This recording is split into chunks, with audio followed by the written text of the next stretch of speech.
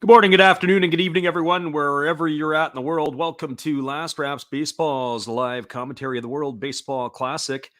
It is the first game of the 2023 season that we will be doing, and it is outside of our box as we've been doing NPB and MLB games over the last couple of seasons.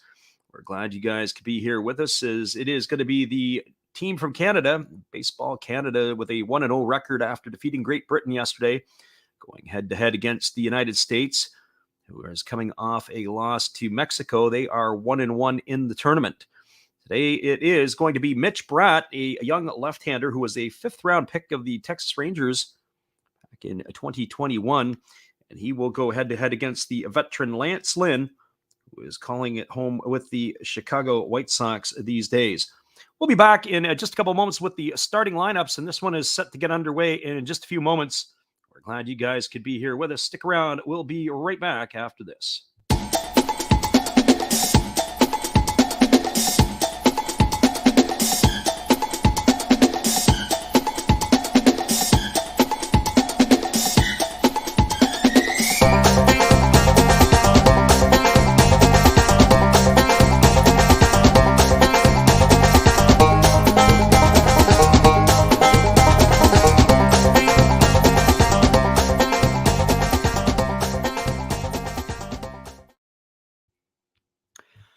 Welcome back, everybody. We're going to give you the starting lineups, first of all, for Team Canada tonight as they face Lance Lynn of Team USA. Leading off and playing second base is number 15, Edouard Julien. Hitting second for the Canadians and playing first base is number 5, Freddie Freeman. Hitting 3 and playing in center field is number 27, Tyler O'Neill. Batting in the cleanup spot and doing the designated hitting is number 74, Jared Young. He followed in the 5 spot by the shortstop, number 51, Otto Lopez. Batting sixth is the third baseman wearing number 13, and that is Abraham Toro. Batting seventh and doing the catching is number 44, Bo Naylor. Hitting eighth and in right field is number 23, Denzel Clark. And batting ninth in left field is going to be Jacob Robson. And of course, they're going to face Lance Lynn, the veteran right-hander for Team USA, as he will take to the hill tonight for the Americans, making his first appearance in the 2023 Classic. It is the talk of Canada as far as what is been put forward, and that is the ugly-looking uniforms that Team Canada is sporting right now in this series. And it has been, so maybe that has masked the play, certainly of the pregame or the exhibition games leading into the tournament that Canada had played, as they had dropped games to both the Chicago Cubs and the Seattle Mariners. But it is going to be Team Canada in their away jerseys tonight to face the Americans at home. And so now the leading off for the United States and playing in right field is number 3, Mookie Betts. Batting second and doing the designated hitting is number 27, Mike Trout. Hitting third and playing first base tonight is number 46, Paul Goldschmidt. And the cleanup spot and playing third base is number 28, Nolan Arenado. Batting fifth and in left field is number 30, Kyle Tucker. Batting sixth and playing second base is number 7, Tim Anderson. Hitting in the 7th spot and doing the catching is number 10, JT Realmuto. Hitting eighth and playing shortstop is number 8, Trey Turner. And batting ninth in center field and wearing number 31 is Cedric Mullins. And they are going to be facing a young left-hander in the name of Bratt, as we mentioned at the top of the stream. He was a 5th-round pick in the 2021 draft. The Georgia Premier Academy in Statesboro, Georgia. The Newmarket, Ontario native is a 190-pound lefty. And he is applying his trade with the Texas Rangers organization. He was a 5-5 last year in A-ball with Down East. He played in the Carolina League with a 2.45 ERA. He had struck out 99 batters in 80 2/3 innings. And what this appears to be very similar to is this is very similar to when you've had Adam Loewen a number of years ago as a premium draft pick for in Major League Baseball, was given a debut in the World Baseball Classic to face the Americans.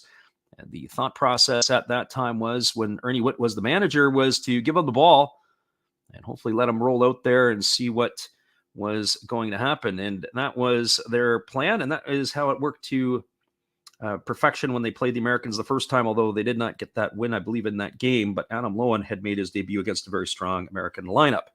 So that is how it's going to look. We are going to be doing this in just a moment. We'll be right back in just a couple moments with all the action. Stick around, everybody. We are about 3 minutes to the first pitch. I'm glad you guys could pop in here with us tonight for our live stream radio-style broadcast, as we will be doing all season long. Hang tight. We'll be right back.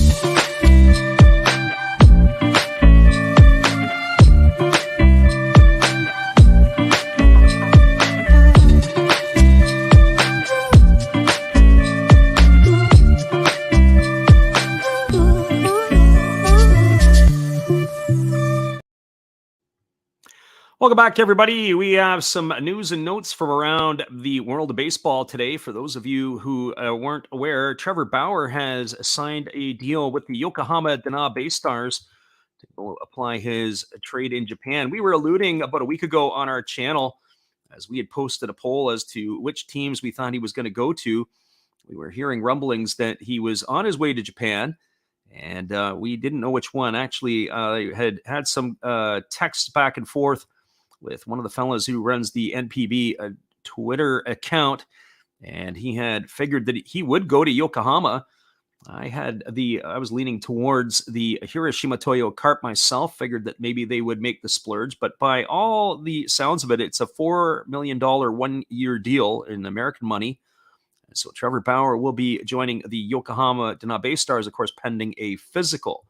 And that is the big news of the day. The other news that has just come through in the World Baseball Classic, it was Puerto Rico not just shutting out Israel, but they were perfect against the Israelis, as they posted a 10-0 victory in 8 innings, did not allow a hit, and I also did not allow a walk, as they were perfect. And so we are ready to get this one underway, and it'll be Lance Lynn on the hill, as he is ready to get this one going for the Americans. So here we go. The right-hander is ready to deliver to the left-handed hitting Edouard Julien, and the first pitch is a fastball swung on and missed. Check that. That's the second pitch of the ball game, and we are now at 1 ball and 1 strike. So 1 ball and 1 strike here in this one. And it is Julien.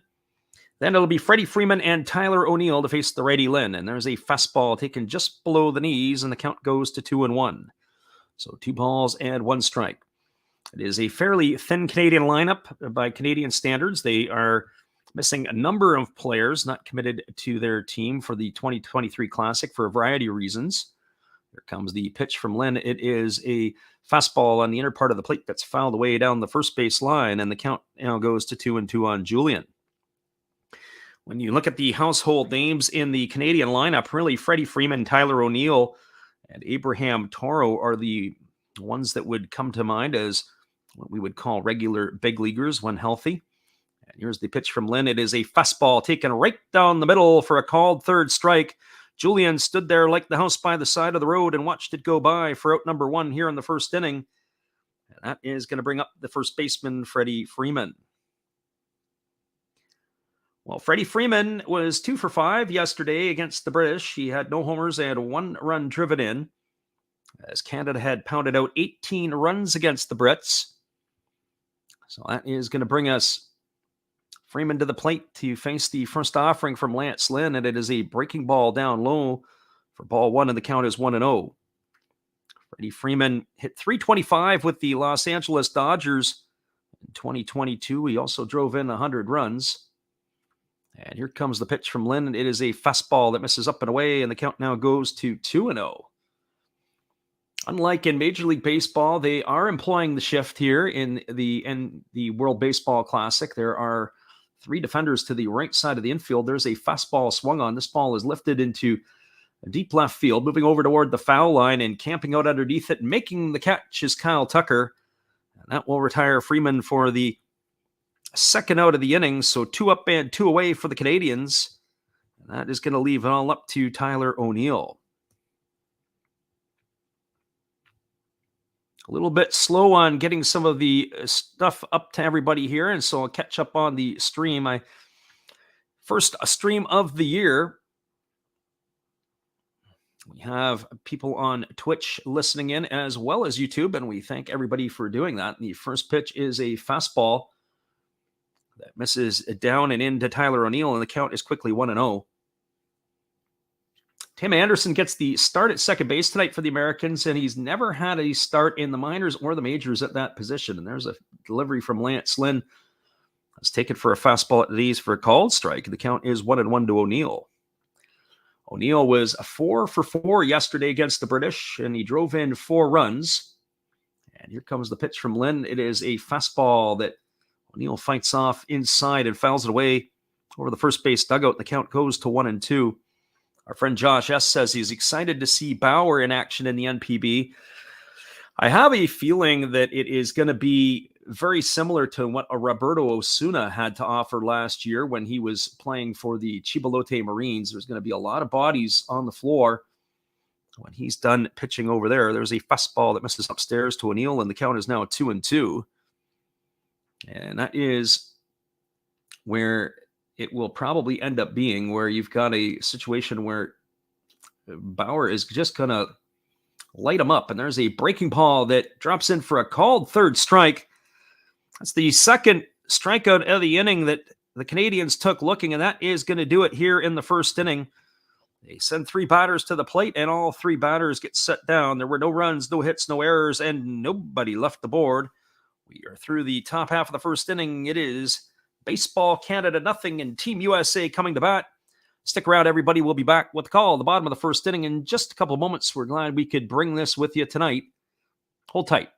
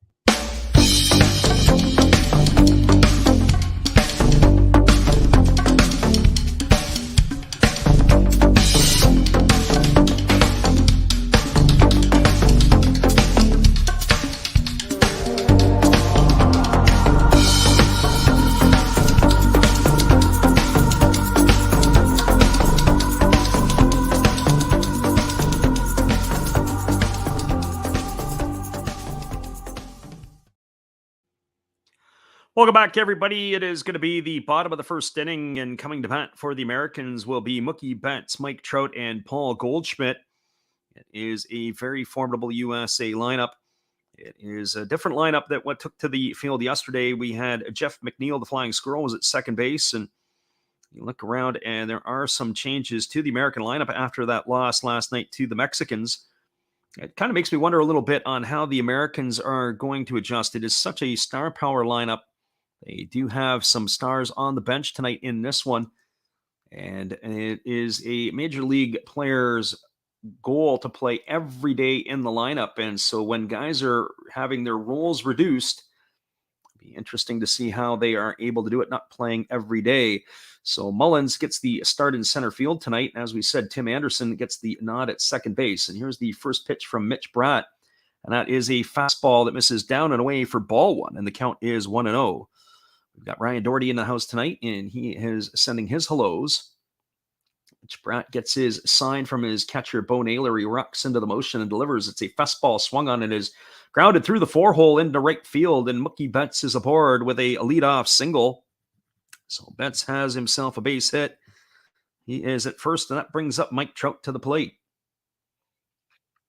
So as we said at the top of the stream, Mitch Bratt never has pitched higher than A ball. as the left-hander from Canada is taking to the mound tonight and getting his first start and facing major league hitters. Well, this isn't the Carolina League anymore, and so Bratt now working from the stretch position. He checks the runner at first and delivers. It's a 91-mile-an-hour fastball that misses up and away for ball one, and the count is 1-0.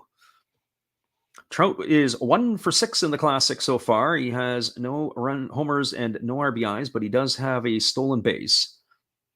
Bratt gets his sign, and now he delivers. It's a fastball that misses outside, and the count is now 2-0.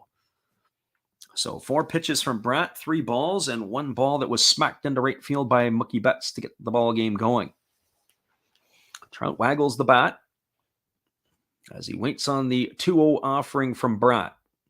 Bratt checks the runner and delivers. It is a fastball missing way upstairs, and the count is 3-0. So you have to wonder what's going through the mind of the young lander as he's facing major league hitters. He is 19 years old. He will turn 20 on July 3rd. So a 19-year-old lefty getting the nod against the Americans. And of course, there is some veterans in the Canadian staff, a lot of players that have come out of their retirement to come and play. And there's a fastball that misses up and away. And Mike Trout is aboard with a walk here. And so Mookie Betts goes to second. Trout is now the runner at first. And that brings the always dangerous Paul Goldschmidt to the plate. So it is just not going to get any easier for the Canadians and the young lefty Mitch Bratt. A very solid crowd at Chase Field in Arizona tonight as the young left-hander is ready to face Goldschmidt. Goldschmidt last year flirted with Triple Crown numbers. He hit 35 homers and drove in 115, and he hit 317. The first pitch from Bratt is a fastball that misses upstairs for ball one, and the count is 1-0. And at what point is Bo Naylor going to call time and go and talk to the lefty? Both of those young fellas were there as well. We have Susan Stoddard in the house tonight, and she says, "Go Canada, eh?"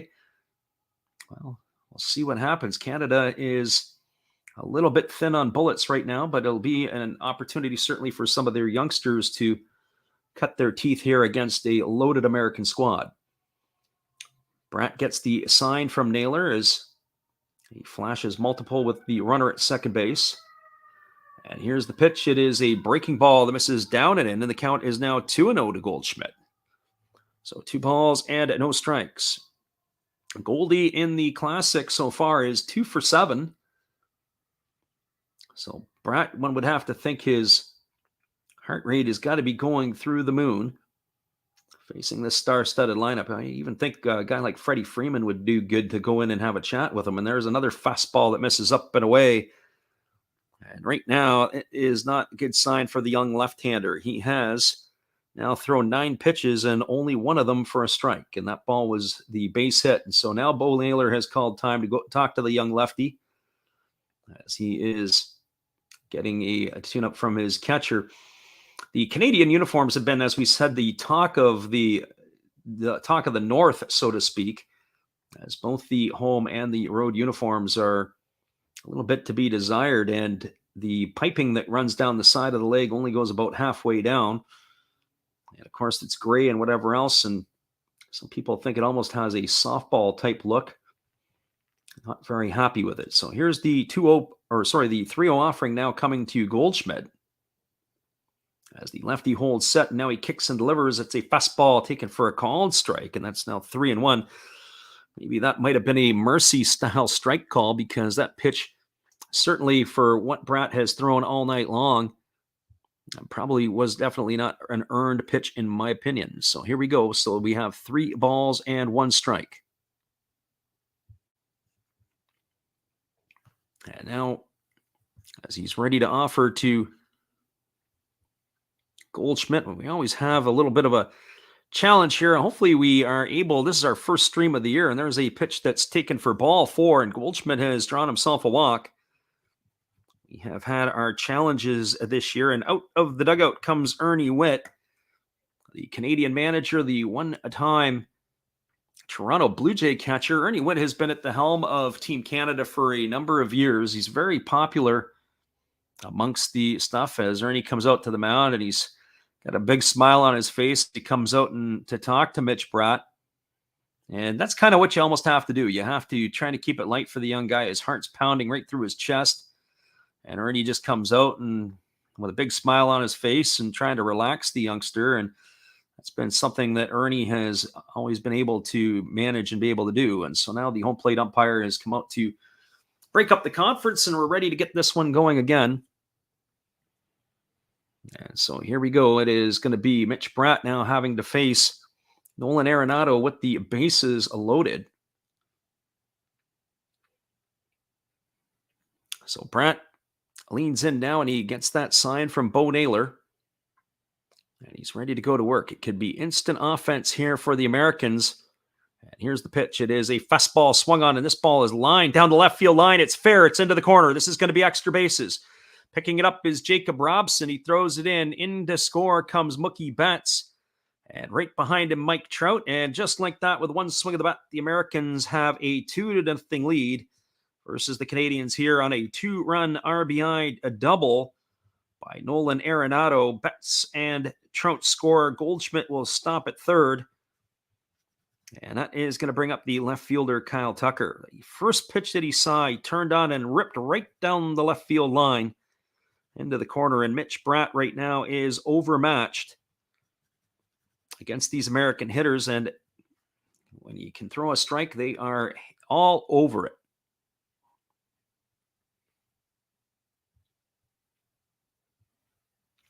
Our friend Josh S. says that the uniforms aren't that great, and Susan says she agrees that the uniforms stink. That is for sure. It is almost a bit of an embarrassment having to look at some of that stuff. I don't know who designed it or who they entrusted to do it. That is the part that is kind of humorous. So let's see what we have here. We've got, stepping up to the dish is a Kyle Tucker. That's the 1-0 delivery, and it is a fastball swung on. It is lifted into left field. Moving back underneath it is Robson. He makes the catch. Tagging at third and heading home is Goldschmidt. That's going to go as a sacrifice fly to 7 for the first out of the inning. It's going to add another run to the board for the Americans as Goldschmidt has now made it 3-0, and that will bring up the second baseman, Tim Anderson. I've had a chance to see Tim Anderson play live a few times, and the parts that really impressed me about Anderson, I've seen him in Seattle. I also saw him a few times down in Arizona, just at how fast he can run. And not only how fast he can run, but also that he is very, very slick moving to his left, being able to get to balls. There's a first pitch fastball swung on and missed. The count is quickly 0-1. I saw him in Arizona and watched him go home to first. That's exciting, just the way that he can move. So the right-handed hitting Anderson hit over 300 last year for the White Sox. And he's waiting on the delivery from Bratt, and there is a breaking ball that misses inside, and the count is 1-1. So 1 ball and 1 strike. There is a right-hander up and throwing. It's RJ Freer in the Canadian bullpen, the one-time Pittsburgh Pirate. And one would think that Mitch Bratt is not long for this ball game, that's for sure, as he is now facing the 6th hitter in the lineup, and there's a fastball swung on. It is belted foul down the right field line. It's going to reach the stands, and that is going to run the count to 1-2 to Anderson. The catcher, JT Realmuto, waits his turn on deck. Looking at the Canadian brass in the dugout, and there's not much they can do tonight other than let the chips fall where they may. And the left-hander, Bratt, checks the runner. He kicks and delivers. It's a breaking ball that misses upstairs, and the count is now 2-2 to Anderson. It was a bit of a theme of yesterday's ball game as well. Not a lot of strikes being thrown by the Canadians, and when they did throw strikes, the British put 8 runs on the board, even though they were mercied off by the Canadians, giving up 8 runs to Great Britain, although Great Britain did turn around today and beat Colombia. It has to be one of the bigger upsets of the tournament, considering that Colombia beat Mexico in their first game, and there's a breaking ball missing upstairs. The count now goes to 3-2 to Tim Anderson. So 3 balls and 2 strikes. Our friend Susan says, I think I'll sit on the fence for this game.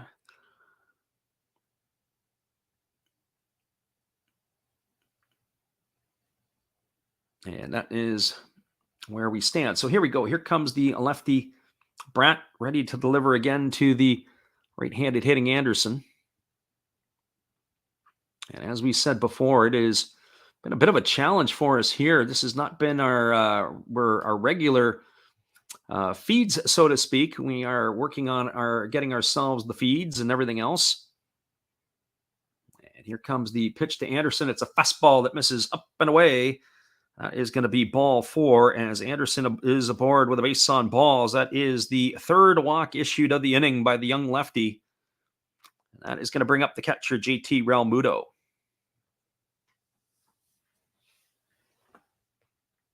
So we're just getting the kinks out, so to speak, by doing the Classic. A bit of our spring training underway. We are going to be covering some more of the Classic games coming up in a little bit. We are going to start bringing some NPB action this week as well. The exhibition season is in full swing over in Japan. So if you're up late night on the East Coast or on the West Coast, join us for some of that action. And the first pitch is a fastball that misses inside for ball 1. The count is 1-0. As we were talking about earlier, it was Trevor Bauer signing with the Yokohama Dana Bay Stars today. $4 million for 1 year.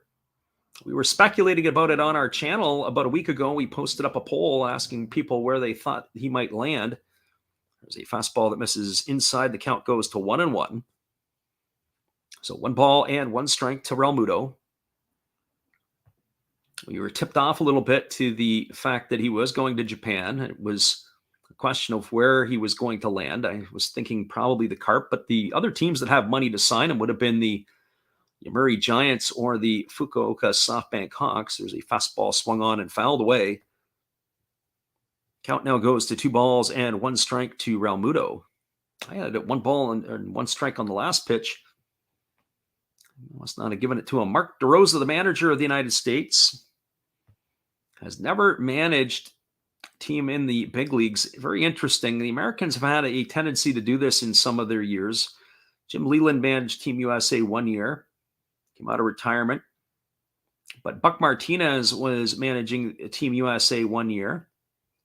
So they've had different ones. There's a fastball swung on it, is shot through the 4-hole past the glove of Edouard Julien, and it's going to be another run for the Americans. Going first to third is Tim Anderson, but it is going to cash in Nolan Arenado with the 4th run of the inning. So Anderson stops at third, Realmuto is at first, and Ernie Whitt is back out of the dugout as he has seen enough in this one.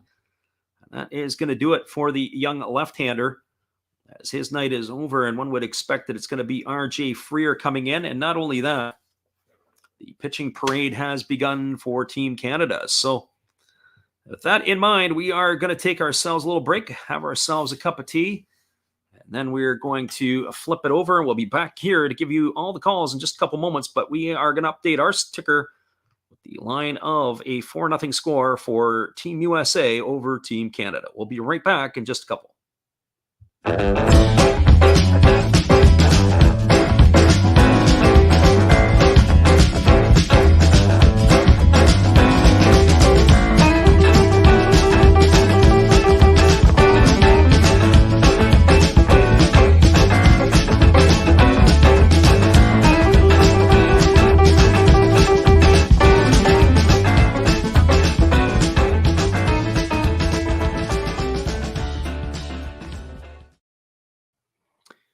The pitching change is going on. They are going to the bullpen is Team Canada. We'll be back in just a few. We're going to give you some of our friends of the channel who do some spots for us, and we'll kick it off with the always popular Steve Rademacher. Hello, kids. Steve coming at you. It's Steve Rademacher. And if you like interesting stuff, if you like to laugh a little bit, and if you enjoy collecting, this channel's for you. If you like non-sport cards, we have them. You like pseudo-sport cards, we open them. Even if you like entire boxes of completely pointless stuff or other sports, we have everything here. I drop a different video every day, and there's always a theme to it, from No Filter Friday to Saturday morning cartoons, even Sunday shoutouts. Once in a while, we'll get a little froggy and show Money Money Monday, where I showcase a bunch of my currency. We have Legos, we have Star Wars, we have a good time. We even have my brother on Takeover Tuesday. Be there or be square. Back to Freddy. Thanks again, Steve. And if you may or may not know, Steve Rademacher is a friend of a channel. He is an eclectic individual who's got all kinds of crazy stuff that he likes to put out. So make sure you head over and check him out. He is kind of cool and a little bit crazy. That's going to bring up Trey Turner here as we continue on. And we've got ourselves going to be Trey Turner and then Cedric Mullins. We got Firestarter Breaks in here. He says, thank God the channel's back so we can get a good night's sleep. Nothing more we like to do is put Big John Cole to rest. And the first pitch from RJ Freer is a fastball taken at the knees for a called strike. And the count is 0-1. Trey Turner in the tournament is 1 for 4. He's got no homers, no RBIs, and no stolen bases. The runners are at the corners, and Freer kicks and delivers. It's a fastball that misses up and in, and the count is now 1-1. RJ Freer delivered that last pitch at 92 miles an hour. So 1 ball and 1 strike to Turner. And we've got the big fellow waiting as he comes to the set position. And now he kicks and fires. It's a breaking ball at 78 miles an hour that just misses upstairs. And the count now goes to 2-1 on Trey Turner. So RJ Freer on here in relief of Mitch Bratt in the bottom half of the first inning. I have a feeling I'm going to need to keep my eraser handy because there's probably going to be a lot of runs scored. There's a fastball swung on. It is grounded over the third. Over to second for 1. Back to first, and it is not in time. It was a nice play by the third baseman, Abraham Toro, to start the front end of the double play, but it is going to be very difficult to get the speedy Trey Turner. So that is going to be a fielder's choice. He's going to get himself an RBI. Raul Muto is erased at second for the second out, 5-4. Tim Anderson crosses the plate for the 5th run of the inning for Team USA, and that's going to leave it all up to the center fielder, Cedric Mullins. So Mullins steps to the dish. He is 0 for 1 in the tournament. This is his first start in the 3 games that the Americans have played. And here comes the first delivery from Freer. It is a fastball swung on. This ball is belted into deep right field. Moving back on the warning track and looking up, but it's going to be off the wall. It is played by the right fielder, Clark. Coming around to score all the way from first base is the runner, Trey Turner, and Cedric Mullins slides in safely to third with a triple. And that is going to deliver the 6th run of the inning. As this game is getting out of hand early, Trey Turner crosses the plate. And it was not a well-executed cut and relay you can see on that one there. The right fielder Clark threw, and they threw it in the direction of going home, but they had no chance for Turner. They should have probably just mailed that one in and lined it up to trying to cut the runner down at third. Good piece of base running by Mullins and also by the delivery of the third base coach to bring him around to third. No chance for any opportunity there. So hang tight. Here's the pitch from Freer. It's a breaking ball down in the dirt. It squirts away from Naylor, but he's able to track it down the first baseline, and it's going to be ball 1 to Mookie Betts. WFogs 18 in the house, and we thanks for stopping by tonight. We appreciate you for being here. Ryan's already got the birthday countdown on. It's April 12th, 2023. And here's the pitch from Freer. It's a breaking ball that misses upstairs, and the count is now 2-0. So 2 balls and no strikes. We'll get you caught up on the out-of-town scoreboard a little bit later on as the games over in Asia have completed their first round and they're going to get ready for their second round action. Of course, other games that are going on here, there is a fastball that catches the outside corner and it's taken for a call and strike. I do want to send a shout out to a good buddy of mine, Chris Graham, who was on the game today. He worked home plate in the game between the Dominican and Nicaragua. So a Brampton, Ontario native, Chris was able to work the dish. There's a fastball that missed upstairs, and the count is now 3-1. So 3 balls and 1 strike. Chris was a fella who got to AAA, and he got released a few years ago and got let go, and Major League Baseball called earlier this year and offered him an opportunity. They really liked him, but he got caught in a bit of a numbers game. If he probably would have been this year, he might have had a job at the big league level. With 10 umpires retiring in the offseason, there's a breaking ball ticket for a called strike, and the count is now 3-2 to Betts. Betts is 1 for 1 tonight. He is 2 for 11 in the Classic so far.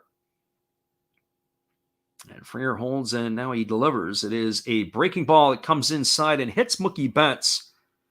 And that is going to be a hit batter. He is going to get to first base. That's going to put runners on the corners, and it'll bring Mike Trout back up again. As the big issue here for Team Canada is being able to throw strikes. And so Mike Trout will come to the plate.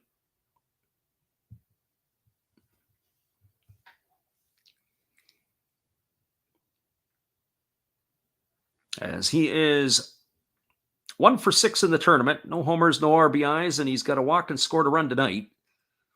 So here comes the first pitch from Freer. It's a fastball swung on. This ball is belted into deep left center field.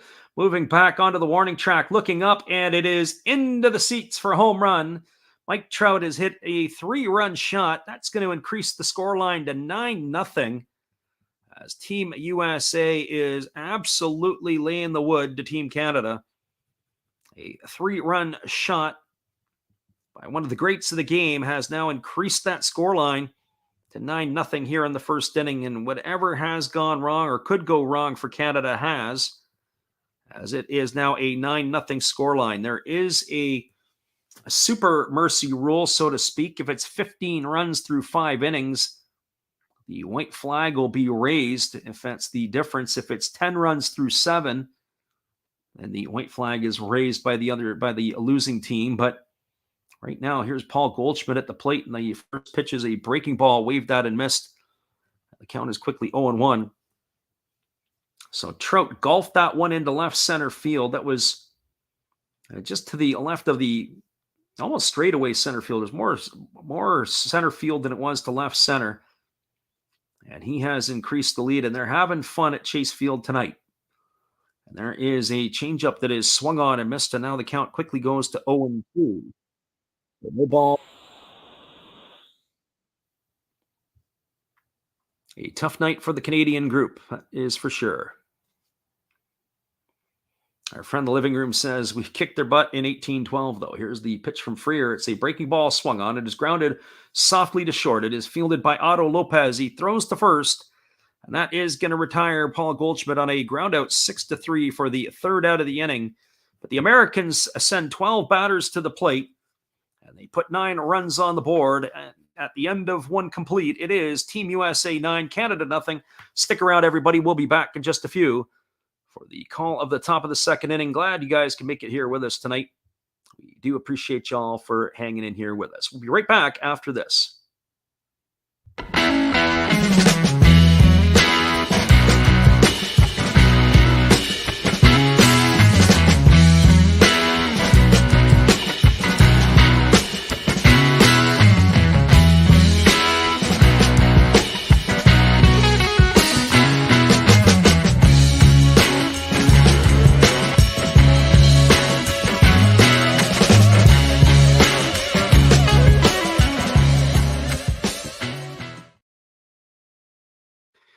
9-0 lead. We'll be back in just a couple moments, everybody. We appreciate you for listening in here with us. It is Team USA over Baseball Canada 9-0, and we're only going to the second inning. Appreciate you guys for hanging in here with us tonight. Here is our friend Steve. Hello, guys. Thank you for joining Freddie here on his baseball game. And I'm Steve Rademacher, and my channel is really all about everybody, including all my international friends. We have such stuff as non-sport packs from Canada, the OP Cheese. We have the Greek Freak. We have money from around the world. We have Lira. we have yen, we have francs, we have pounds, we have Deutschmarks, we have all kinds of cool stuff like that. We even have some cooler things like Japanese women wrestlers and O-Pee-Chee baseball cards where I cannot read the back. We even have unopened material like the royal family, I know it's backwards, from London, England. Thank you for watching. Back to Freddie. Appreciate you there, Steve, and the support you give to our channel. And of course, we support Steve Rademacher. We're getting ready to go back to the top of the second inning, as it is going to be the heart of the Canadian batting order coming up to face the Americans. It's going to be Jared Young, Otto Lopez, and then Abraham Toro in the first pitch. As we come back to the action to Jared Young, was a fastball that missed for ball one. The count is 1-0, and here comes the pitch. It is a fastball swung on. This ball is belted into deep right field. Moving back on the warning track is Mookie Betts. He looks up, and it is gone. A home run for Jared Young on a 1-0 pitch, and Canada has broken the ice with their first hit of the ball game, and it is a home run. I would think that at this point there's going to be just a steady diet of fastballs for the Canadians, as Jared Young deposits that one into the seats to break the shutout. And the score is now 9-1 for Team USA. Jared Young made his major league debut this past year for the Chicago Cubs, a native of Prince George, British Columbia. And the first pitch fastball delivered to Otto Lopez is going to miss upstairs for ball one. The count's 1-0. Makes you wonder a little bit if Lance Lynn lost a little bit of touch there, because he was sitting for quite a bit in that first inning. There's a fastball that misses upstairs. The count is now 2-0. So 2 balls and no strikes to Otto Lopez. Lopez is a shortstop and a prospect in the Toronto Blue Jays organization. Our friend Susan is giving the big fist pump here, and there's a fastball taken on the inside corner for a called strike, and the count is now 2-1. Kind of difficult for the home plate umpire to call balls and strikes. Lopez didn't like that pitch. Looked like it was a little bit up and in, but let's be honest here. That was sometimes it's difficult to call. And there's a fastball swung on. It is driven into right field. It is slicing toward the foul line, and diving and making the catch is Mookie Betts. And that is going to retire Otto Lopez for the first out of the inning. A nice play there by Mookie. It was a sinking liner moving toward the right field line. Betts came in and was able to make the grab for the first out of the inning. So 1 away, and that'll bring up the third baseman, Abraham Toro.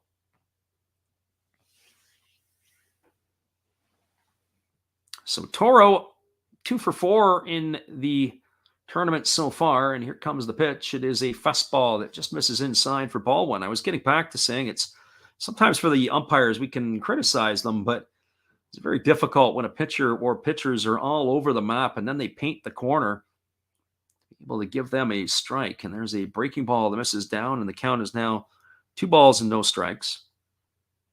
You get guys that are up, they're down, they're in and out, and the next thing you know, they paint a pitch, and the umpire goes up with the right hand and gives them the call. It's hard for them to earn that when they've been all over the place. There's a fastball swung on and fouled straight back. The count is now 2-1 to Toro. Toro was an offseason acquisition by the Milwaukee Brewers in a trade with the Seattle Mariners. This is the third big league club that Toro has been with. He started with the Houston Astros. There's a changeup swung on it, is lifted softly into right field. Coming in on it is Betts. He's underneath it and makes the grab. And that is going to be out number 2. So both of the outs in this inning have gone to the glove of Mookie Betts. So 2 away, and that is going to leave it up to the catcher, Bo Naylor. So Bo Naylor, between AA and AAA last year, hit .263 and 21 homers and 68 runs batted in. And it is Naylor is 0 for 2 in the tournament. He did drive in a run yesterday, and there's a breaking ball taken for a called strike. He is the younger brother of Josh Naylor, who is another big league player. We were talking a little bit at the beginning of the stream. A lot of Canadians that are not participating in the Classic, and one would be Josh Naylor. There's a breaking ball that misses down and away, and the count is 1-1. just off the top of the head of Canadians not playing. Obviously, Joey Votto had the shoulder surgery that put him out for quite a bit of last year. And then offensively, you're missing Josh Naylor as well. There's a breaking ball that misses inside, and the count is now 2-1. On the mound, Nick Pivetta was a late subtraction from the Canadian lineup. James Paxton, of course, really hasn't pitched in the big leagues in the last couple of years. He is another one that is missing from the lineup. There's a fastball taken on the outside corner for a called strike, and the count now goes to 2-2 on Naylor. On top of that, you've got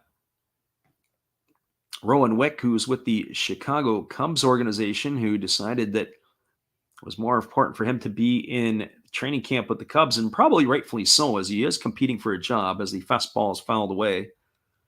Counts 2-1. And then at the same time, you also have Jameson Taillon, who's pitched for Canada in the past. He was a free agent acquisition by the Cubs, want to get acclimatized with his new ball club.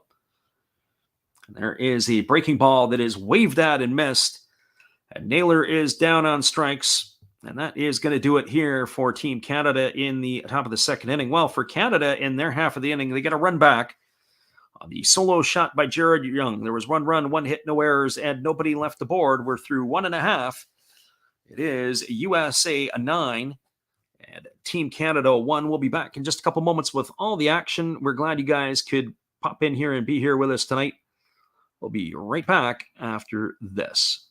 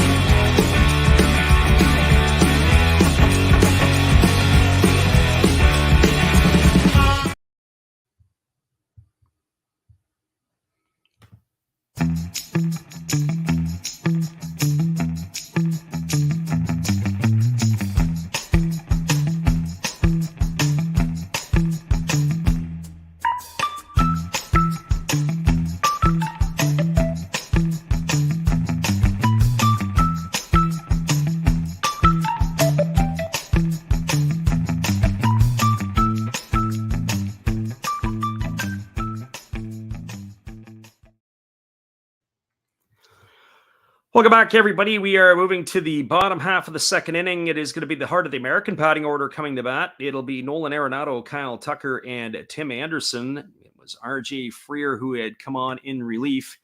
A beautiful night at Chase Field in Phoenix, Arizona for this one. The home plate umpires for this game tonight: Bill Miller is behind the plate. Edwin Loaiza is at first base. Alan Porter is the umpire at second, and Jairo Mendoza is working in the rocking chair over at third base. That is where we stand in the umpiring crew. Just a couple of items of note. Mitch Bratt threw 25 pitches in his first inning. He was 16 balls and only 9 strikes. And Lance Lynn in his 2 innings of work on the other side, 29 pitches, 16 of them for strikes. So Mitch Bratt is going to have to go back to the lab down an 8-ball and cut his teeth a little bit more. There's a first pitch breaking ball delivered that misses down and away at Arenado for ball 1, and the count is 1-0. Arenado tonight is got a double. He scored a run and he's knocked in a pair. He is now 4 for 9 in the tournament with no homers and 4 RBIs. And here's the pitch from Freer. It's a breaking ball that misses outside, and the count is now 2-0. So 2 balls and no strikes.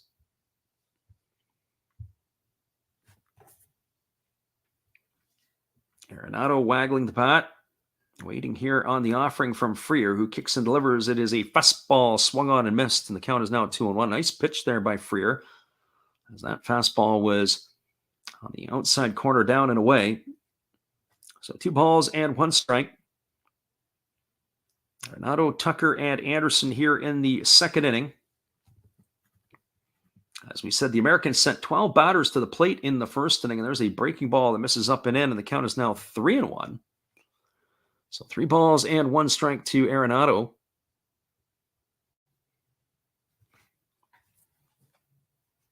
Team Canada, the road won't get any easier, of course. They're going to have to go through Mexico and Colombia over the next couple of days. And of course, the Americans with a win here today would go to 2-1, and then they have to face the Colombians. There's the breaking ball that misses upstairs. It's going to be a leadoff walk issued to Arenado. So he is aboard. I'm curious to see who the Canadians will turn to out of their bullpen, because they're going to be having to continue to roll arms out there. This is not going to be the first bit and the last bit. So it is going to be Tucker stepping to the plate. Had a sacrifice fly his first time up, as he had driven in a run. So Tucker waiting on the offering. And here's the pitch. It is a breaking ball that misses outside, and the count is 1-0. Kyle Tucker, one of those few players in the big leagues who chooses not to wear batting gloves. And by my count, there's, I think, 10 of them right now entering the 2023 season. So Tucker at the plate, waiting on the offering here from the right-hander Freer, who kicks and delivers. It's a fastball swung on. It is popped up. It is on the left side of the infield. Coming over underneath it is Abraham Toro. He makes the catch. RJ Freer had come off the mound. The way that the Canadians were playing, they had the shift on, so Toro was more into the 6 hole. He had to come a long way.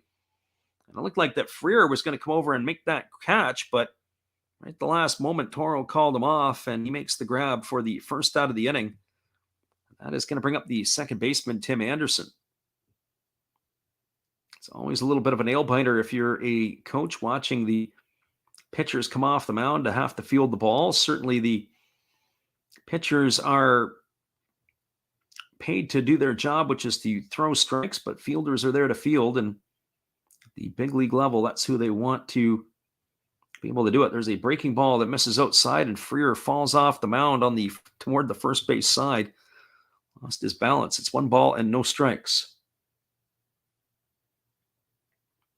The Americans last night, of course, they got roughed up a little bit. They had some problems defensively in the field. It was an error by Jeff McNeil. There's a fastball swung on, and it is fouled off the shins of Tim Anderson. He's going to need a moment to walk around to gather himself. And the count is now 1-1.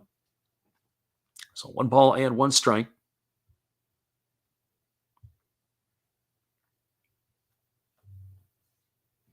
So 1 ball and 1 strike it is to Tim Anderson. He walked in and scored a run his first time up. The runner at first is Arenado. And here comes the pitch. It is a fastball that misses up and in, and it's now 2 balls and 1 strike to Anderson. We do appreciate everybody listening in tonight as we are doing the radio-style broadcast. This is our first one of the year. We are doing this here for our listeners, and we will be getting into the Japanese stuff starting this week, as we will call some exhibition games. There are earlier starts. They're going to be 1 o'clock Eastern or 10 Pacific, or 9 o'clock Eastern and midnight Eastern. As a breaking ball misses upstairs to Anderson, and the count is 3-1. Really looking forward to the season. We'll call the opener on the 31st of the month. It's going to be the new stadium of the home of the Hokkaido Nippon Ham Fighters. There's a fastball swung on it. It's popped up over on the first base side. Freddie Freeman drifts over toward the dugout, but it's going to land in the seats, and that is going to run the count to full on Tim Anderson. This is currently the only game that is still going on in the Classic tonight. Scores from earlier today. The last game played in one of the other pools, and it was in Classic pool play. The Koreans took care of the Chinese today, 22-2. There was a fastball swung on. This ball is lined into right center field. It's going to get down, and it's going to get up the gap all the way to the wall. Rounding third and heading home is going to be Arenado. Tim Anderson is going to dig himself all the way around to third base, and he's got himself a triple. Another triple here in the ball game by the Americans. He's got himself an RBI, and that is the 10th run of the ball game as Nolan Arenado crosses the plate, and that will bring up GT Realmuto. Start to give some of the scores from around the World Baseball Classic today. Other scores include the Dominican Republic knocked off Nicaragua 6-1 today. It was Christian Javier getting the win, his first of the tournament. And the right-hander Freer now kicks and delivers. It's a breaking ball taken by JT Realmuto for a called strike. The count is 0-1. Great Britain knocked off Colombia today 7-5. It was Spraker getting the win. Gomez took the loss. And so Great Britain is now 1-2. It's their first ever win in the Classic. So good for Great Britain. Here's the pitch. It's a fastball swung on. It is lifted into right center field. Drifting over to his left is Tyler O'Neill. He makes the grab. Tagging at third and easily coming home is Tim Anderson. That's going to go as a sacrifice fly to 8. That's going to be the second out of the inning, but Tim Anderson will come in and score the 11th run for the Americans, as they are now up 11-1 here in the ball game, and that will bring up the shortstop Trey Turner. Other scores from around the World Baseball Classic, or the other score was Puerto Rico knocked off Israel 10-0, but the storyline in that one was a perfect game. It was an 8-inning mercy rule final, but they had combined on a perfect game to not just no hit, but not allow any walks or anything else to the Israelis. There's a fastball swung on and fouled away by Turner, and the count is 0-1. So no balls and 1 strike.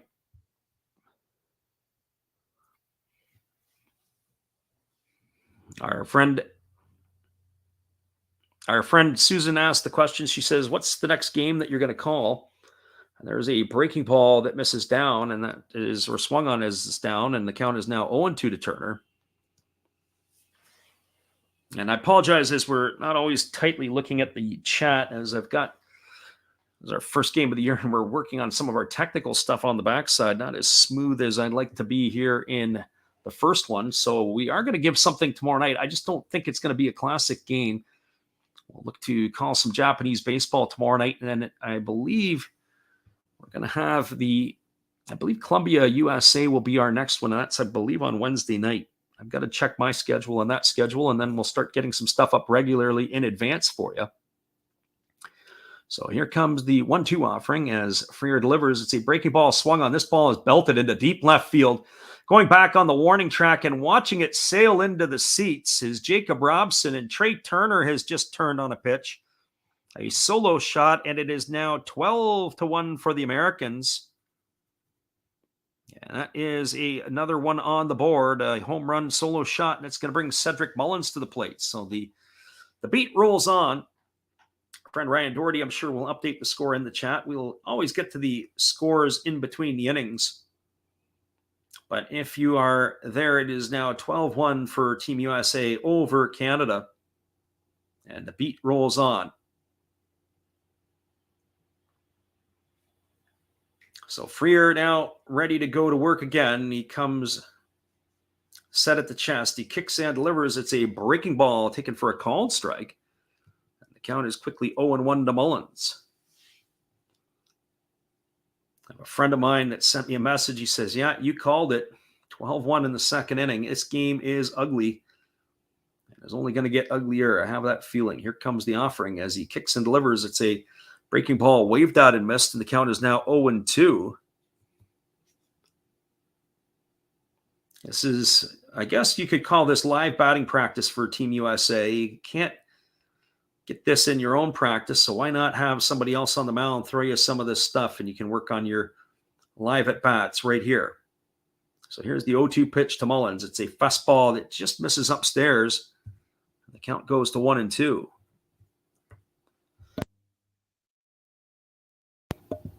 There you go, and our friend Ryan has posted it up into the chat. It is 12-1. And here comes the offering from the right-hander Freer, who kicks and delivers. It is a fastball that just misses outside. And the count is now 2-2 to Mullins. From what I understand, the ticket sales at Chase Field for the Classic has been pretty solid. Very good attendance here for this one. And here comes the pitch. It is a breaking ball that misses upstairs and in, and the count's now 3-2.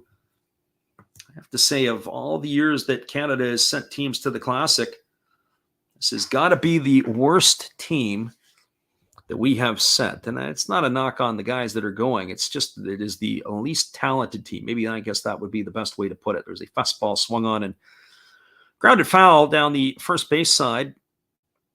And that's going to keep the count at 3 balls and 2 strikes. When you have what I would call a small talent pool to draw from, makes it very difficult to get your players. And when guys are tapping out, whether it be through injury or for reasons that they're trying to make a club, that's a bit of a problem. Cedric Mullins goes down looking for the 3rd out of the inning, and that is going to do it.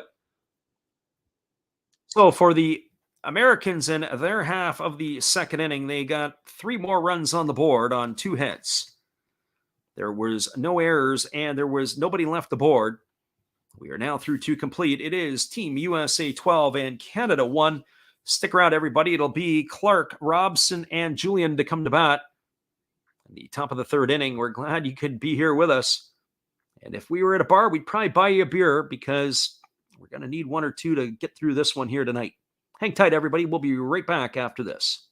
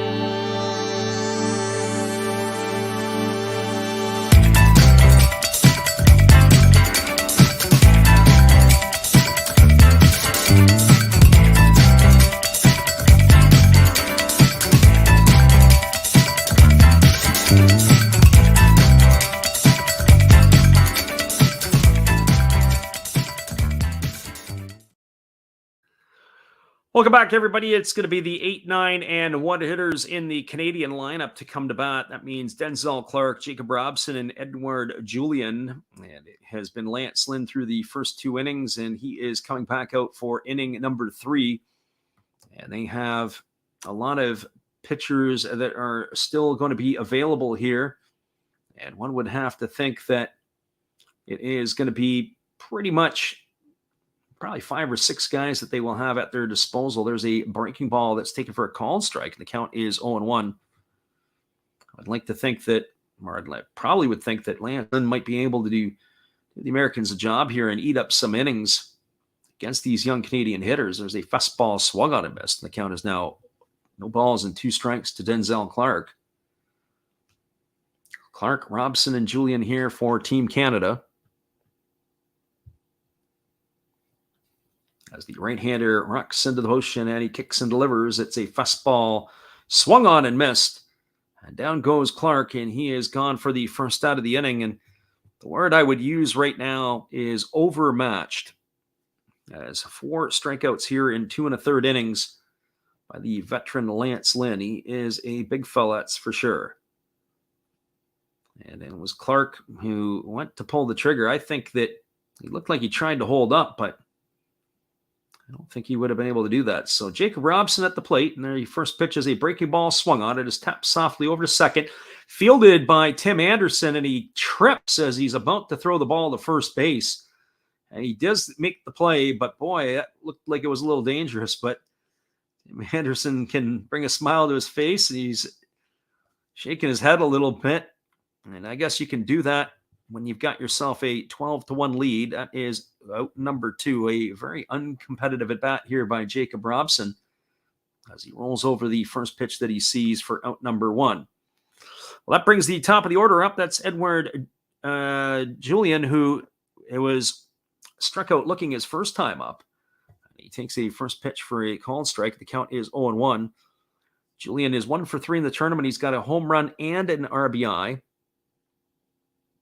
As he waits here on the offering from Lance Lynn, who rocks into the motion and delivers. It is a changeup that is swung on and missed, and the count is now 0-2. I have to say, Lance Lynn has been able to change speeds to be able to keep the hitter off balance. Julian is in the Minnesota Twins organization. He played last year at AA. There's a breaking ball that misses down. The count is 1-2, but AA, AAA is not the big leagues. The big league pitchers are that good. And here comes the 1-2 offering. And it is a breaking ball swung on and fouled right off at home plate. And the count is 1-2 to Julian. It was the first at bat against Great Britain. I believe it was that Julian had gone yard. I don't know if it was the first pitch that he saw, but that was where he took him deep. So here comes the 1-2 offering to Julian as Lynn delivers. It's a changeup that misses down, and the count is now 2-2. So 2 strikes to the Canadian leadoff hitter.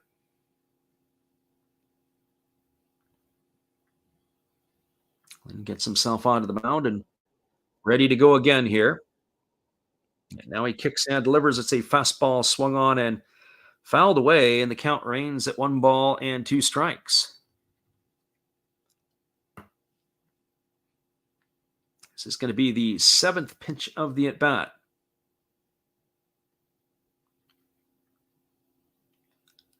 And Lynn rocks into the motion. He kicks and fires. It's a breaking ball, waved that and missed. And Julian goes down on strikes, the second strikeout of the inning, the 5th of the ball game for Lance Lynn. And that will do it here for the Canadians in the top half of the 3rd inning. There were no runs, no hits, no errors, and nobody left the board. We're through 2.5. It is Team USA 12, Baseball Canada 1. We'll be back in just a couple moments with all the action as we return for the bottom half of the 3rd inning. Glad you guys could stop in here and listen a little bit. We wish we could bring you something a little bit sweeter than what we're watching tonight. That's the way she goes. We'll be right back in just a couple moments. Hang tight. We're glad you're with us. Hey guys, while the manager's searching for a relief pitcher, let me help you with some relief channels. On top of mine and Freddy's, you can always check out Redbeard Breaks, Zero Fox Sports. You know another Hollis build, check them out again. Maybe Beast and Beauty Breaks, or even Dab's Family. Oh, looks like they have their pitcher, so after the game, check out some other videos by Freddy. They're fun, they're cool. Enjoy the game, peace out, and cheers! Well, we thought you'd give you a little bit of Steve Rademacher over there as Steve is jumping in and talking about the relief pitcher, and that's what Canada is going to be looking to do. I think we're going to see a pitching change. Hang tight, everybody. We'll be back in just a couple moments as we'll bring you all the action. Hang tight. It is 12-1 for Team USA.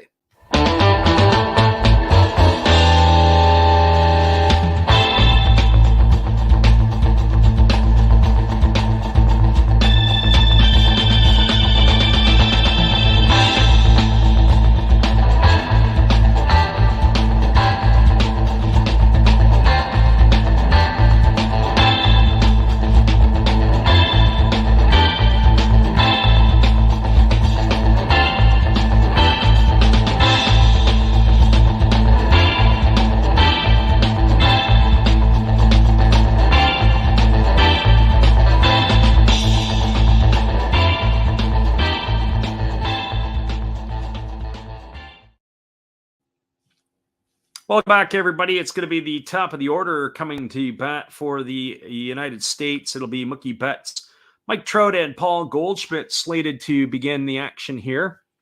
But it looks like they are going to stay with RJ Freer. I thought we were going to see somebody different here, but Freer it is. The first pitch is a fastball swung on and fouled away, and the count is quickly 0-1 to Betts. That's the 42nd pitch delivered by Freer in this one. Betts tonight is 1 for 1. He's been hit by a pitch, and he has singled. He has also scored a couple of times. So now 2 for 11 in the series, or in the Classic, I should say. So here comes the pitch from Freer. It's a breaking ball, chucked over to third, fielded by Abraham Toro, who throws to first. And that is going to retire Betts on a ground out, 5-3. So 1 up and 1 away for the Americans here in their half of the third inning. And that will bring up the designated hitter, Mike Trout.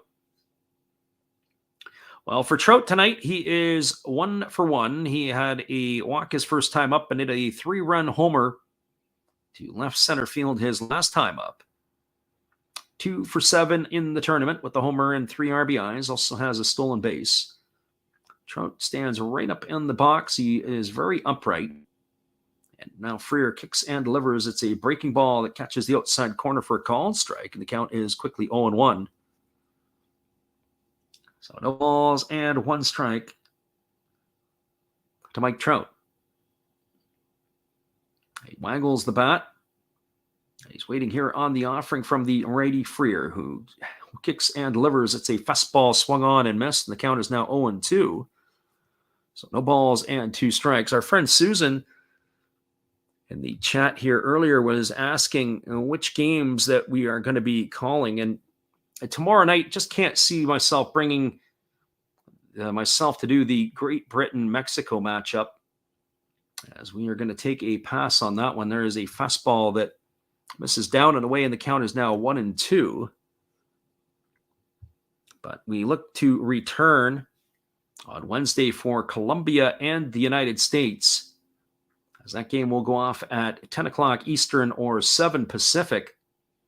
As we said, tomorrow we're going to squeeze in some NPB action, but we'll get that one posted a little bit later after this one, as that fastball swung on and fouled away over the first base side. The count is now 1-2.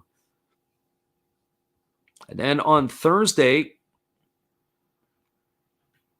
we're definitely not going to get up at 6 a.m. Eastern or 3 a.m. Pacific to give you Italy, Japan. I have a feeling my money's on the Japanese in that one. If the Japanese don't beat Italy at the Tokyo Dome, there needs to be an investigation. There's a fastball that just misses inside. The count is now 2-2 to Trout.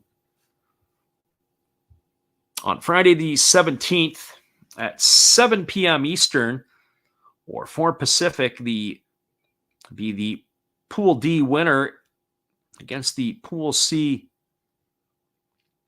team, and we'll take a look and see what that's going to be. There's a breaking ball swung on and fouled away. And the count remains at 2 balls and 2 strikes, but we will be on the call for that one in the Classic. And then when we look at it on Saturday, it's going to be a 7 p.m. Eastern or 4 p.m. Pacific. Another one will be on the call for that. And of course, we don't have the schedule for that one yet. And then we've got the qualifying winners, the Classic semifinals on Sunday, the 19th. There's a breaking ball swung on. It is lifted into shallow left center field. Coming in is Tyler O'Neill, and he's going to make the grab. That is going to retire Trout for the second out of the inning. So as much as the Americans have been scoring runs, RJ Freer has retired the first 2 batters here in the third inning. Is looking to get the side retired 1, 2, 3. The Canadians have now retired 3 Americans in a row. So that will bring Paul Goldschmidt to the plate, who is 0 for 1 tonight, 2 for 8 in the tournament. He walked and scored a run his first time up. So Freer, who's about to deliver his 51st pitch of the ball game, holds at the chest and now delivers. It's a breaking ball that catches the outside corner for a called strike, and the count is 0-1. As we mentioned, we are going to do some NPB action. So we'll add some of that stuff as well.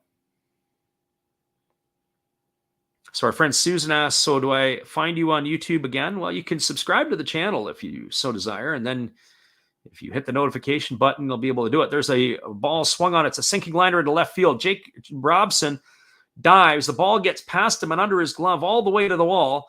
It's up the gap, and fielding it is Tyler O'Neill, and stopping at second base is going to be Paul Goldschmidt. Boy, that was an ugly-looking defensive play by the young left fielder for Canada, as Robson allowed that one to get under the glove, as that ball was lashed into left field. And the young left fielder, I say young, I think he's 27 years old now, is Robson, the former Detroit Tiger prospect. Allowed that one to get under the glove and all the way to the wall. So that's going to be considered a double, as Goldschmidt is standing at second base and Nolan Arenado at the plate. And here comes the pitch. It is a fastball taken for a called strike, and the count is quickly 0-1. Our friend Mick has popped in here. He's asking how everybody is. We're doing great, Mick. We're glad to have you here. We're going to be testing out some new stuff on the stream this year, and it's been a great to have our late night audience popping in a little early. Fastball taken inside by Arenado. It makes some run off of the plate. The count is 1-1.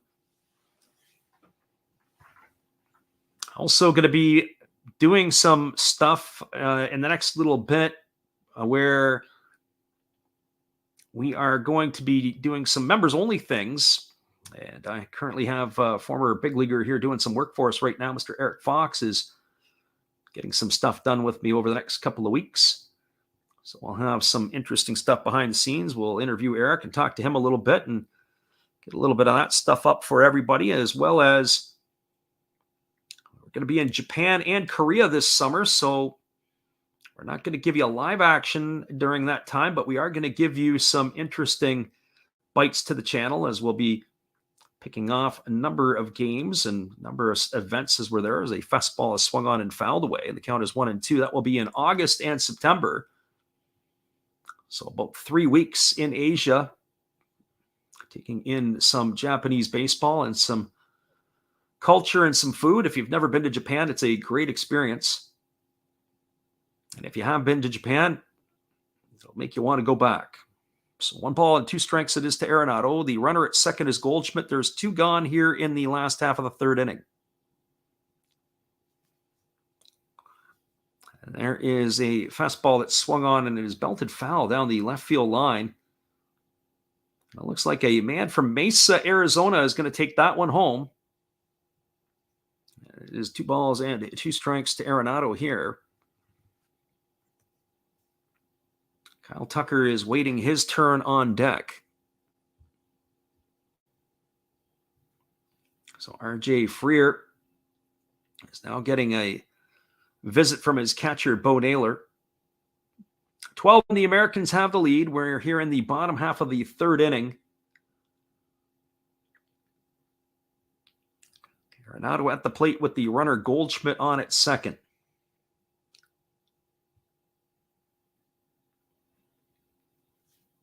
So 2 strikes. Freer works to the set, and now he delivers. It's a breaking ball taken for a called third strike. Not what Arenado was looking for, and is going to do it, as the Canadians are able to keep the Americans off the board for the first time here. In this inning, there was no runs, a hit, no errors, and 1 runner left the board. We're now through 3 complete. It is Team USA 12 and Baseball Canada 1. We'll be back in just a couple moments. It'll be Freeman, O'Neill, and Young to hit for Canada. Glad you guys could stop in here and listen tonight. We appreciate you guys for all being here, whether it's Josh, Mick, our friend in the living room, Susan, and everybody else. We're really happy that you guys are here. Stick around. We'll be right back.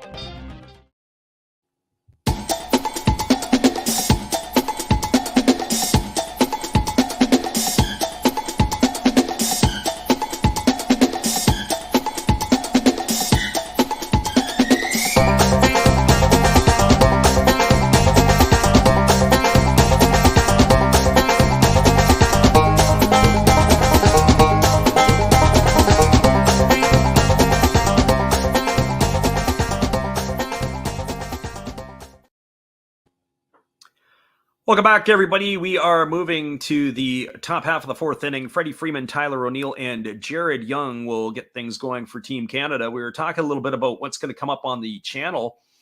Beginning at the end of the month on March 31st, we'll be carrying action from the NPB all season long.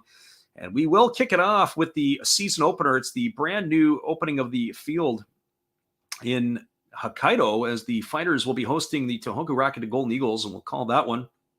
And also, too, we start experimenting with a little bit on our community page, but we are going to give our predictions for every single game of the season starting this year, as we can give some stuff in advance. There is a breaking ball that skips up to the plate, almost hits Freddie Freeman, goes all the way to the backstop, and that's going to be ball one.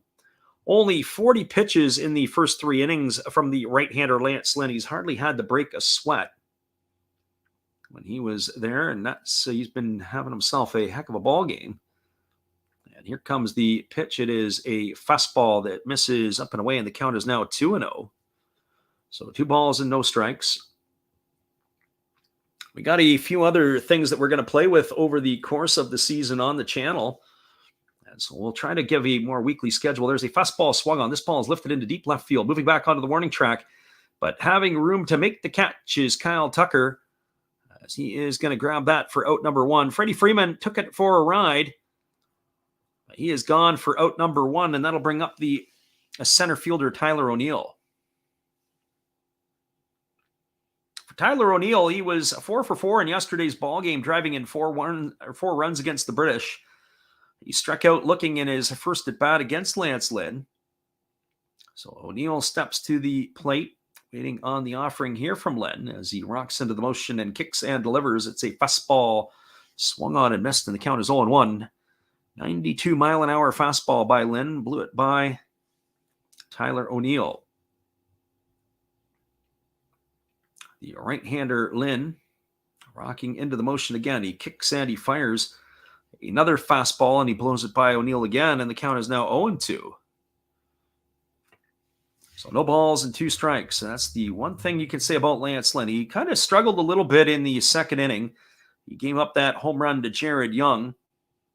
But for the most part, he has been pretty much lights out. There's a ground ball hit to Tim Anderson, who's playing to the left of the bag at second base.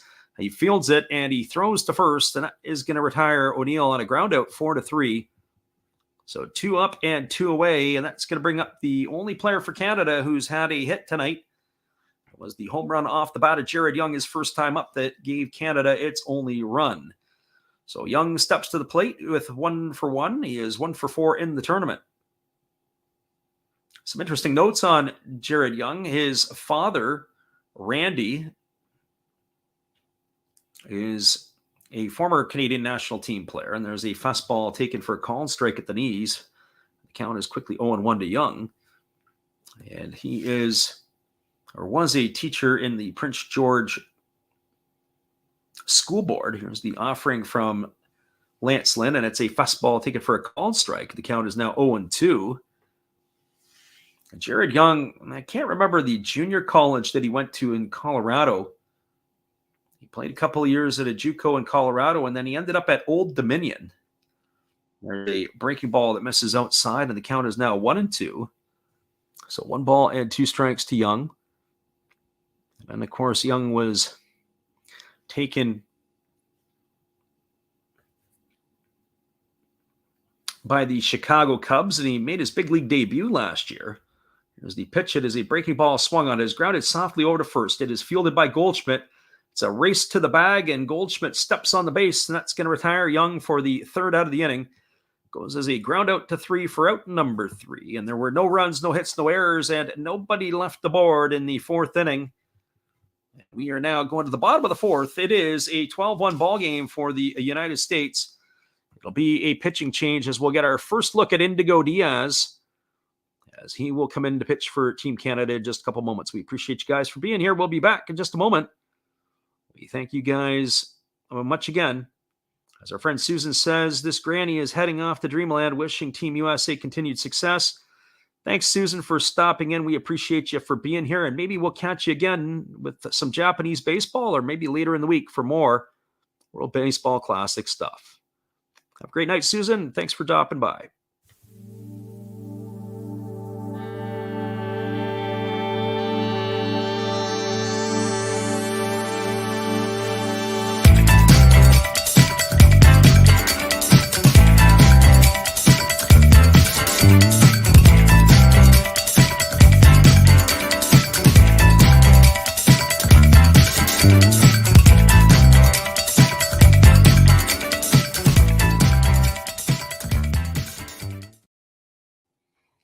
Just a reminder, everybody, don't forget to like and subscribe to the channel if you're interested in more baseball and more games. Be sure to bookmark the channel and check us out in the future. We appreciate everybody for being in here tonight. As well, we will be back again later on for more action. Hang tight. We'll be back after these tunes. More calls of USA versus Canada.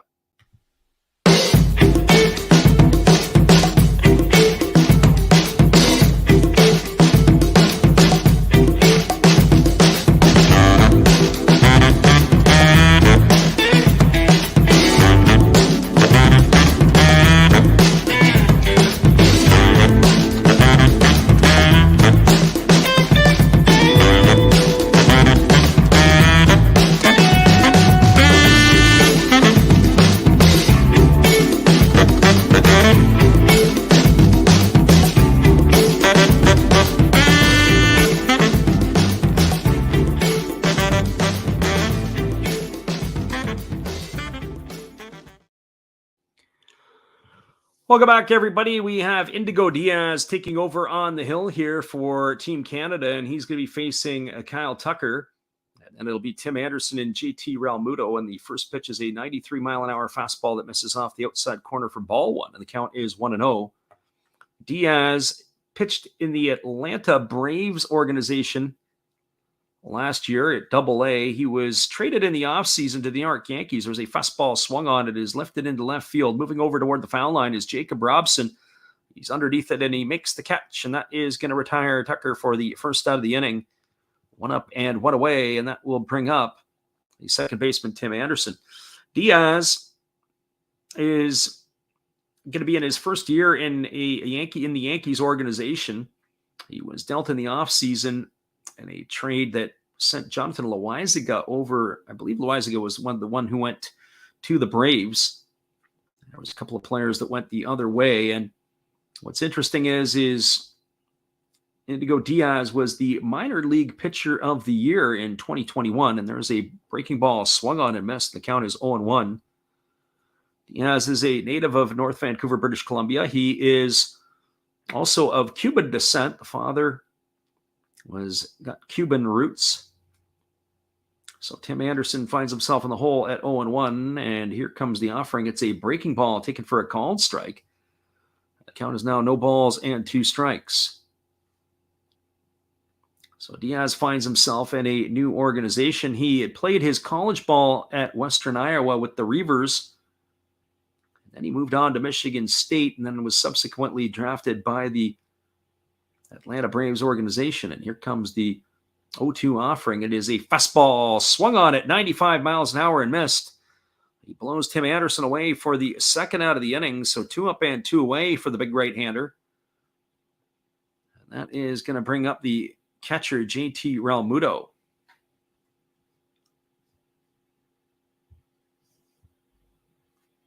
So Realmuto, on the evening, he is 1 for 1. He's had a sac fly, knocked in a run. He's got a pair of RBIs tonight. He also singled back in the first inning. And here's the pitch. It's a 92-mile-an-hour fastball that misses upstairs for ball one. And the count is 1-0. So 1 ball and no strikes to JT Realmuto. Realmuto wangles the bat as Diaz is pitching from the stretch position, and there's a fastball that misses down and away, and the count is now 2 balls and no strikes. Well, there's been some success now for the Canadian pitchers as they have retired 6 of the last 7 hitters they have faced in this American order, but they could have used that a little earlier on in the game to make it more interesting. So 2 balls and 2 strikes. Sorry, 2 balls and no strikes. There is a fastball swung on. It is golf foul down the third base line, and the count is now 2-1. So 2 balls and 1 strike. Realmuto on the tournament is now 2 for 4. We saw some of the players the other night. There's been a number of players that are not in the ballgame. I'm curious to see if they're going to go to their bench. There's a breaking ball that's down. They peel down to the first base umpire, but they say that Realmuto didn't go as he had checked his swing in time. Runs the count now to 3 balls and 1 strike. Realmuto will be followed by Trey Turner if he's able to get on here. And here comes the 3-1 offering now from Indigo Diaz. And the pitch is a fastball swung on. It is line past the diving second baseman, Edouard Julien, into center field. Good piece of hitting there by Realmuto to stay inside the ball. He drove that one right back up the middle. That's the pitcher Diaz. It's going to be a single for Realmuto. That is a good piece of hitting. Actually, he's right over the head of Diaz as he had to duck to get out of the way. He's a big frame out there. He stands at almost 6'7". So the right-hander now works to the belt. And now he kicks and he fires. It's a fastball taken for a called strike. The count is quickly 0-1 to Trey Turner. Turner tonight is officially 1 for 2 in the books. He's got a homer and a couple of RBIs. Turner on the tournament is 2 for 6. There is a fastball swung on, and it is lined down the left field line, just foul. That's going to run the count now to 0-2 to Turner. Cedric Mullins is waiting his turn on deck.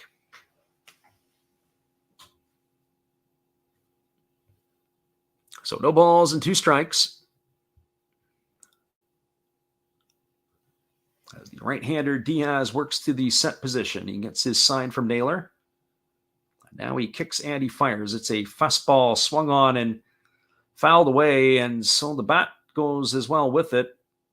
As the bat is swung on and released and made it almost to the on-deck circle where Cedric Mullins is standing, and that's going to keep the count at no balls and 2 strikes. So 2 balls and 2 strikes to Trey Turner. So Turner is waggling the bat. Ready here to deliver to the right-handed hitting Turner. And here's the pitch. It is a breaking ball swung on. It is lifted into left field. Moving over underneath it is Jacob Robson, and he's going to make the catch. And that is going to do it for out number 3. The Americans will strand a runner, but they don't do any damage here in the 4th inning. So for the USA, they had no runs in the inning. There was a hit. There were no errors, and there was 1 runner left aboard. We're now through 4 complete. It is Team USA 12, Baseball Canada 1. We'll be back in just a couple moments with all the action after this. Stick around, everybody. We're glad you guys could be here with us tonight for all our action.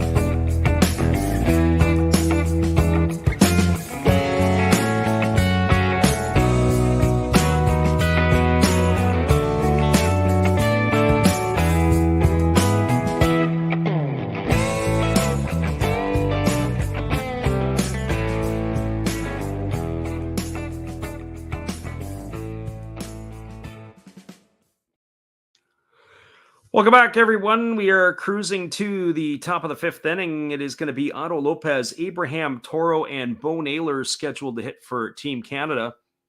And it is only one hit so far in the ball game, and that was a solo shot by Jared Young. That gave Canada its only run back in the second inning, as the Americans are laying the wood to Team Canada here. And so the scoreline 1-0. And so here, as we are waiting for Lopez to come to the plate, we're checking out a few things here for the stuff. They are still going with Lance Lynn. He is going to start the fifth inning. There are some pitch count rules in the tournament. But Lance Lynn has been very economical so far in this one, throwing strikes. There's a breaking ball taken for a called strike, and the count is quickly 0-1 to Lopez.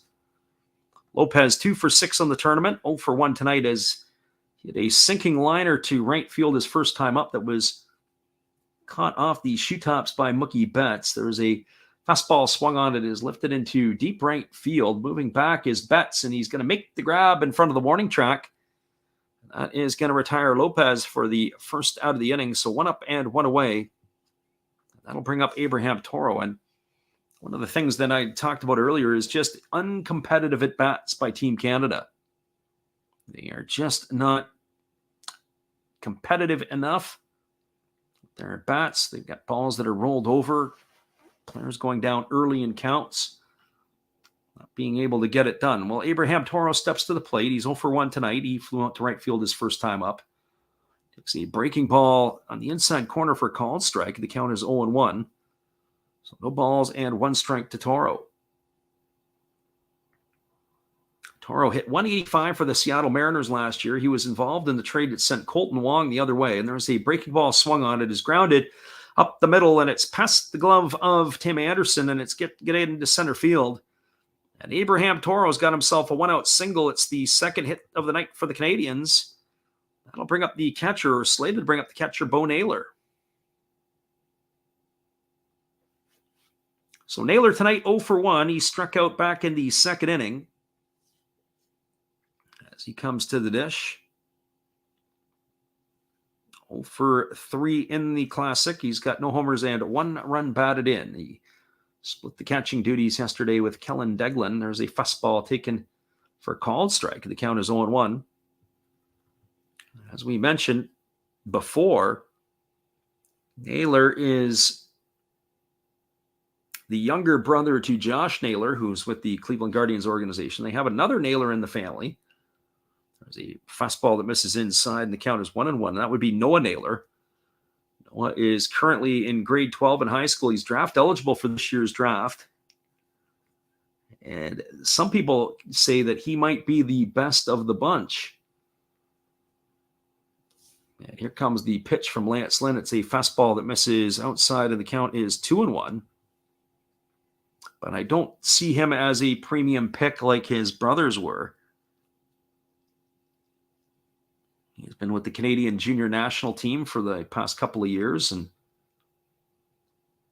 he's going to have an opportunity to represent Canada again. There's a fastball swung on and is lifted foul down the left field line. It's going to reach the seats, and the count now goes to 2-2. So 2 balls and 2 strikes. There is action up in the USA bullpen. It is Miles Michaelis, who is up and throwing, the St. Louis Cardinal, and former Yomiuri Giant. So 2 balls and 2 strikes to Naylor. Americans are ahead by 11 runs. And here's the pitch. It is a breaking ball that just misses down and in. It was dropped by Realmuto, and the count goes to 3-2. Be interesting to see if the Canadians will put Toro in motion to stay out of the double play. So the payoff pitch is ready to go to Naylor as Lynn works fairly quickly, gets his sign from Realmuto. And now Lynn comes set at the belt, but Naylor has asked for time and steps out of the batter's box.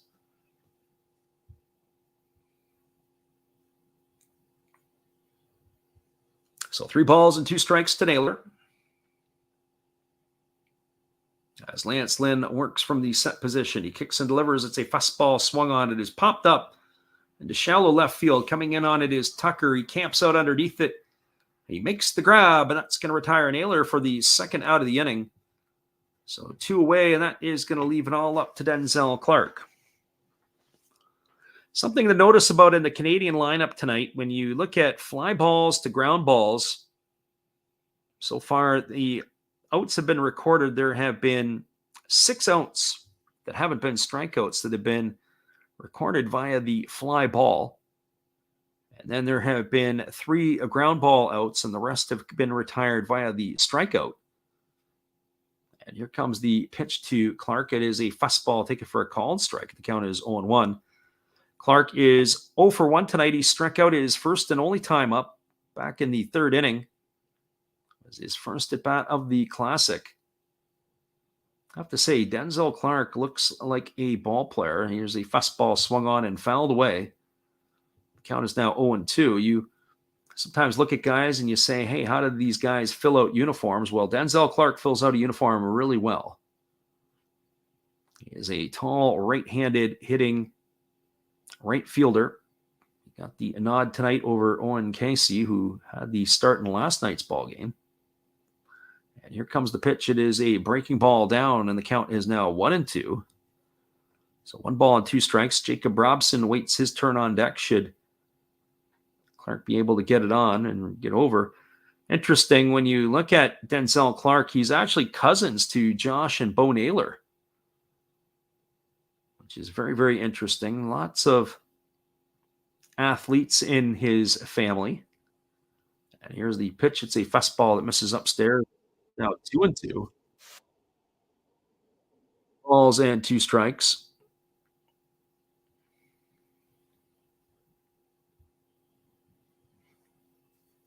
As the right-hander Lance Lynn gets his sign. And he works set to the belt. And now he kicks and delivers. It is a fastball swung on and missed. And Clark goes down on strikes for the 3rd out of the inning. And Lance Lynn is going to exit this game to much applause from his teammates. I wouldn't be surprised that his night will be done, and we will see Miles Michaelis make his way in to begin the 6th inning. There were no runs in the inning. There was a hit. There were no errors, and 1 runner left aboard. We are now moving to the bottom of the 5th inning. It is Team USA 12, Baseball Canada 1. We'll be back in just a couple moments, as this game here is out of reach and out of time almost for the Canadians. We'll be back after this. Thanks for being here with us, everyone.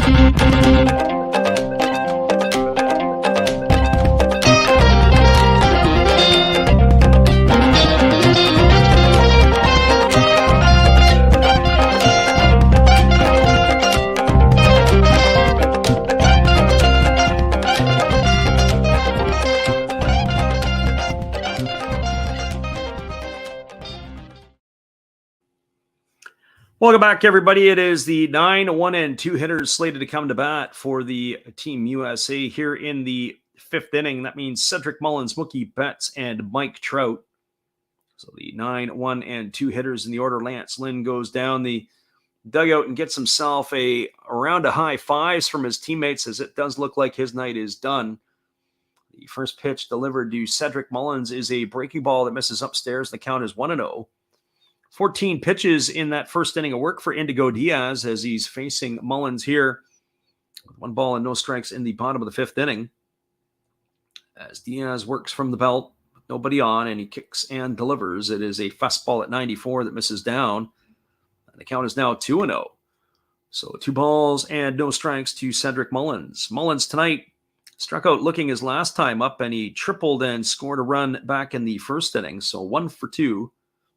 There's a fastball that misses outside, and the count is now 3-0. The Canadian group or Canadian contingent that is here tonight, obviously they don't want to walk Mullins. You're going to get yourself into some serious trouble with Betts and Trout coming to bat next, as the fastball is taken for a called strike. The count is now 3-1. Kind of curious to see how much gas there is in the tank for Indigo Diaz. He worked that last inning, throwing 14 pitches. Is he a 1-inning kind of guy, or how are the Yankees going to use him? There's a fastball swung on and fouled away. And that is going to be 3 balls and 2 strikes to Cedric Mullins. So 3 balls and 2 strikes to Mullins as Diaz leans in, gets the sign from Naylor, who works off a 1 knee behind the plate. Here's the pitch. It is a fastball that is swung on and lifted into the seats down the third base line, and the count remains at 3-2 to Mullins. There were trade rumors swirling around Mullins last year, at the end of last season, even in the offseason. They were talking about maybe Baltimore Orioles will move him or look to move him. As here's the 3-2 offering from Diaz. It's a fastball swung on. It is lifted into shallow left center field. Jacob Robson moves over to his left. He camps out underneath it, and he makes the grab. And so that is going to retire Mullins for the first out of the inning. 1 up and 1 away. And that'll bring the top of the order up in Mookie Betts. We've got our friend Big Ray in the house tonight. He says, I missed the USA loss. Yeah, that's pretty much about it. Yeah, if they pitched me, I would have not done anything there. Can't lift the arm sometimes over the head. But certainly that is the case where Team USA was able to not come out with a victory yesterday, which was interesting 2 days ago against the Mexicans, or last night against the Mexicans. There's a breaking ball that misses upstairs. But the bats are booming tonight for the Americans as they have a 12-1 lead here in the bottom of the 5th inning. It's 1-0 to Mookie Betts. And here's the pitch from Diaz. It's a fastball swung on and fouled away. And the count is now 1 ball and 1 strike. Indigo Diaz on the hill in relief of R.J. Freer and Mitch Bratt, the third pitcher used in succession tonight by the Canadians. He has retired 4 of the 5 hitters he has faced, as the big right-hander now kicks and delivers. It's a fastball swung on, and it's lifted down the right field line. It's going to reach the seats just beyond the first base dugout, and that's going to run the count now to 1-2 on Betts. So 1 ball and 2 strikes. Betts had himself a fine season with the Dodgers last year. There was some talk about him playing some second base for Los Angeles this year, and I'm curious to see how that's going to play out, because you've got the situation with Gavin Lux being done for the year. Not sure what their decisions are going to be as everyday shortstop. Maybe Rojas, who they had got in a trade with the Marlins, may move into that slot, as a breaking ball misses outside, and the count is now 2-2. Should the Americans win tonight, they'll go to 2-1 in the Classic. There's a fastball swung on. It is lifted foul down the right field line, and the count now is 2-2 to Mookie Betts. The Americans, of course, are with a win over Colombia would put themselves into position to win. But certainly the loss by Colombia to Great Britain, Mexico winning, is Canada going to have an upset in them to be able to take care of the Mexicans? They got to get through the Colombians.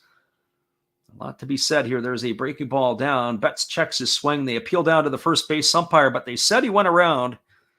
And Mookie Betts has gone on strikes for the second out of the inning. That's going to leave it all up to the designated hitter, Mike Trout.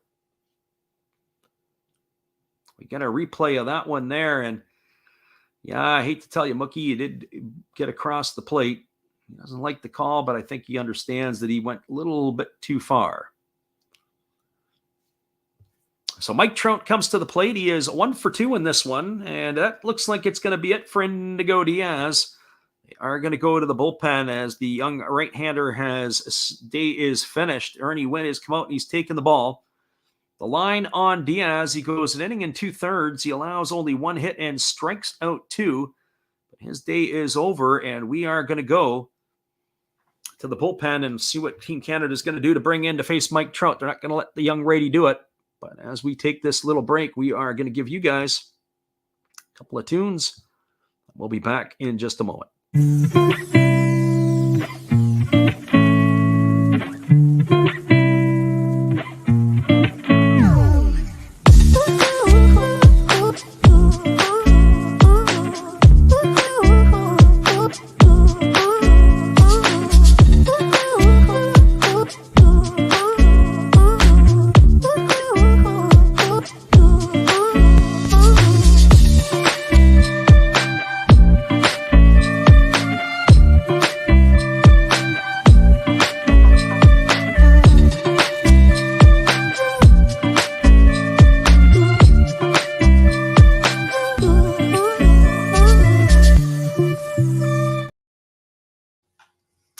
Welcome back, everybody. It is going to be the veteran Adam Loewen coming in to replace Indigo Diaz as he is going to take over. We were talking a little bit earlier in the stream about how Adam Loewen was kind of the Mitch Bratt tonight. Mitch Bratt got the start. Well, Adam Loewen, a number of classics ago, was that young minor leaguer, highly regarded prospect who had the opportunity to get the start against Team USA. And tonight, Ernie Witt flash forward, gave that opportunity to a young Mitch Bratt to be able to do that. And that is where we stand. So now we've got Mike Trout coming up to bat to face the right-hander Adam Loewen.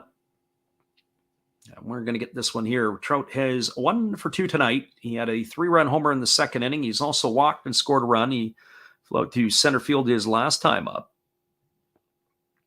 So the lefty Adam Loewen has come in, and the first pitch is a fastball swung on and fouled away. So why they would bring in a lefty to face Trout, that would be an interesting point of discussion when you take your right-hander out of the game who had himself a decent deal. I would have thought that maybe you'll give him a challenge. It's a 12-1 ball game, unless they've got him on a pitch leash or count.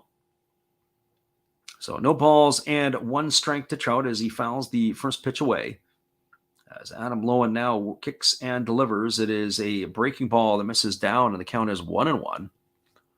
So 1 ball and 1 strike to Trout. On deck is Paul Goldschmidt.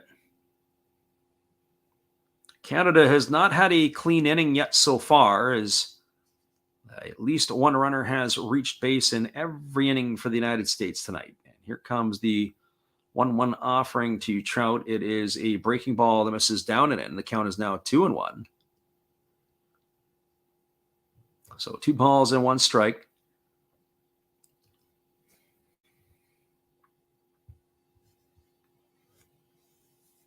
A friend of the living room suggests that we should play hockey for the last 3 innings. There's a breaking ball that misses outside, and the count is 3-1. And I'm not even so confident there that we can get the job done sometimes. Although I do have more confidence in our hockey team than certainly what we're witnessing here for those Canadians out there. There's a breaking ball that misses down and away, and Mike Trout is aboard for the 3rd time tonight on a 2-out walk, and that will bring up the first baseman, Paul Goldschmidt.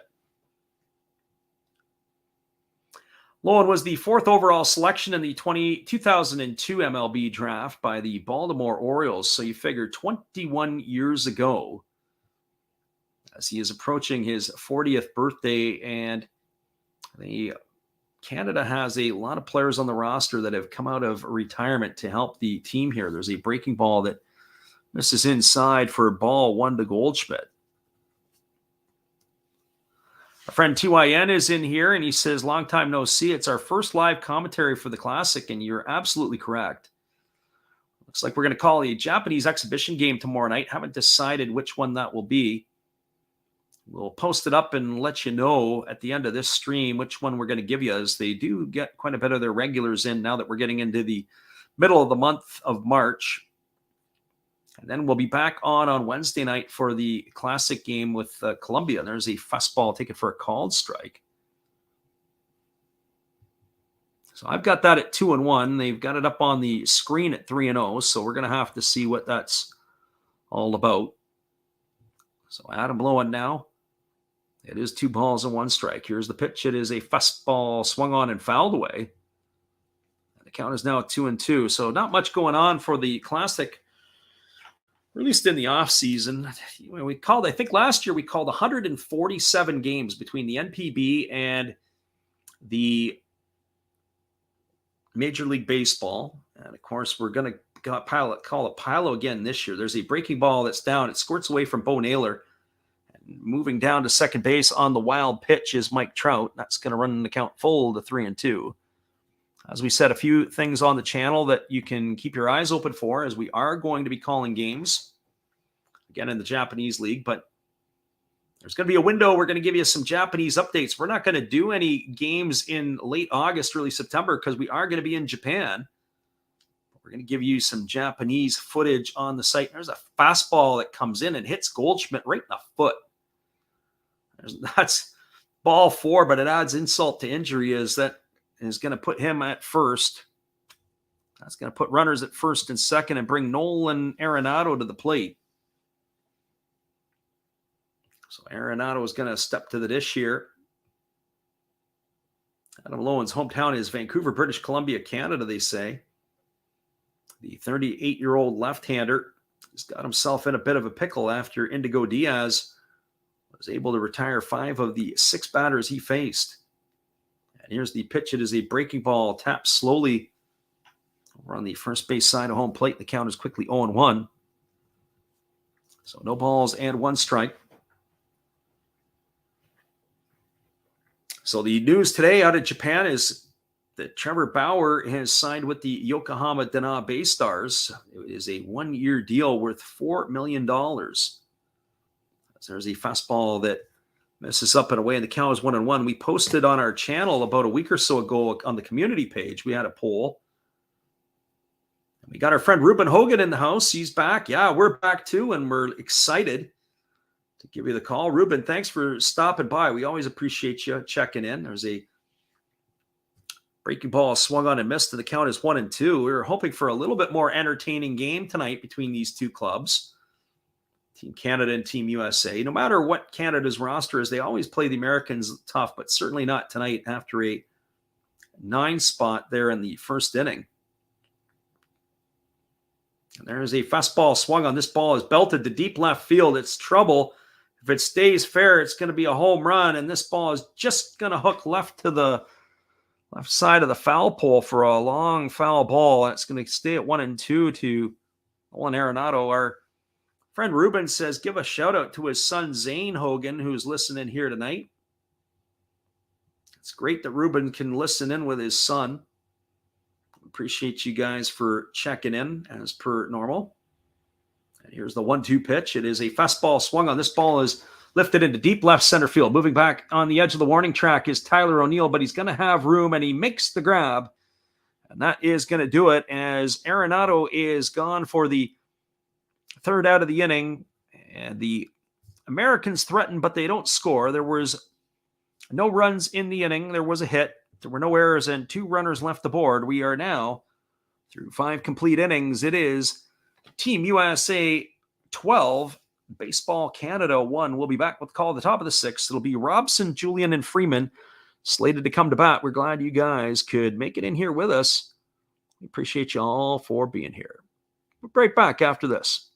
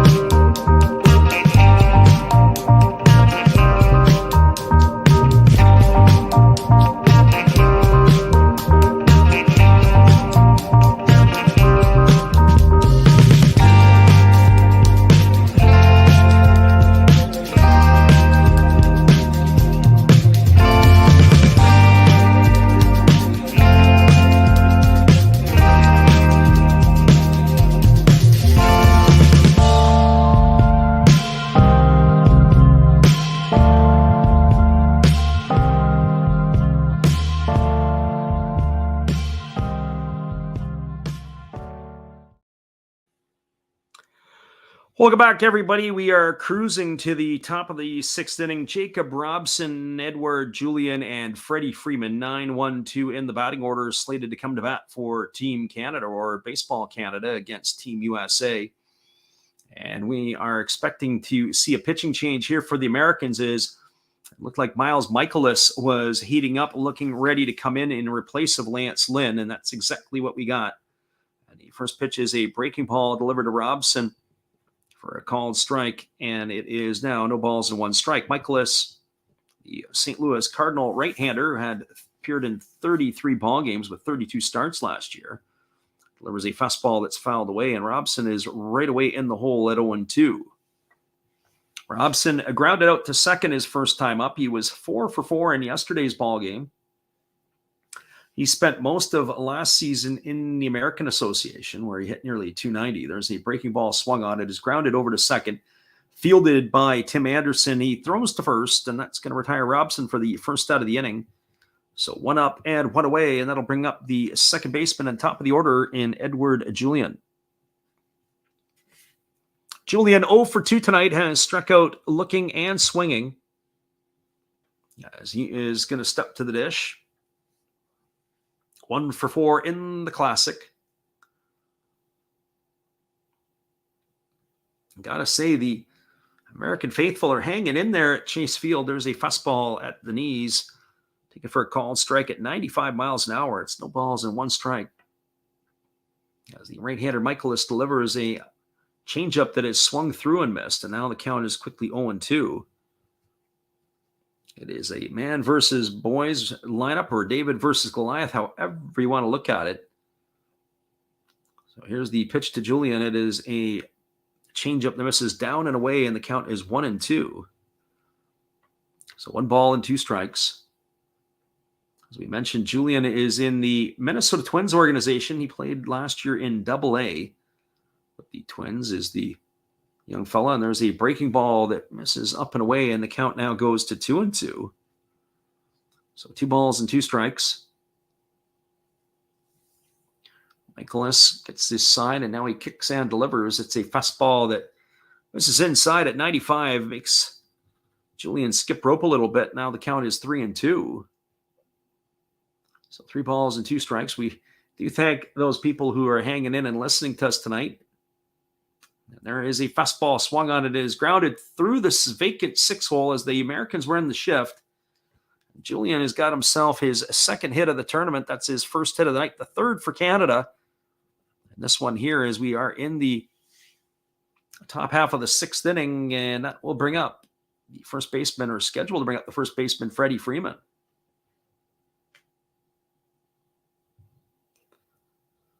So Freeman is 0 for 2 tonight. He has flown to left field both his times up.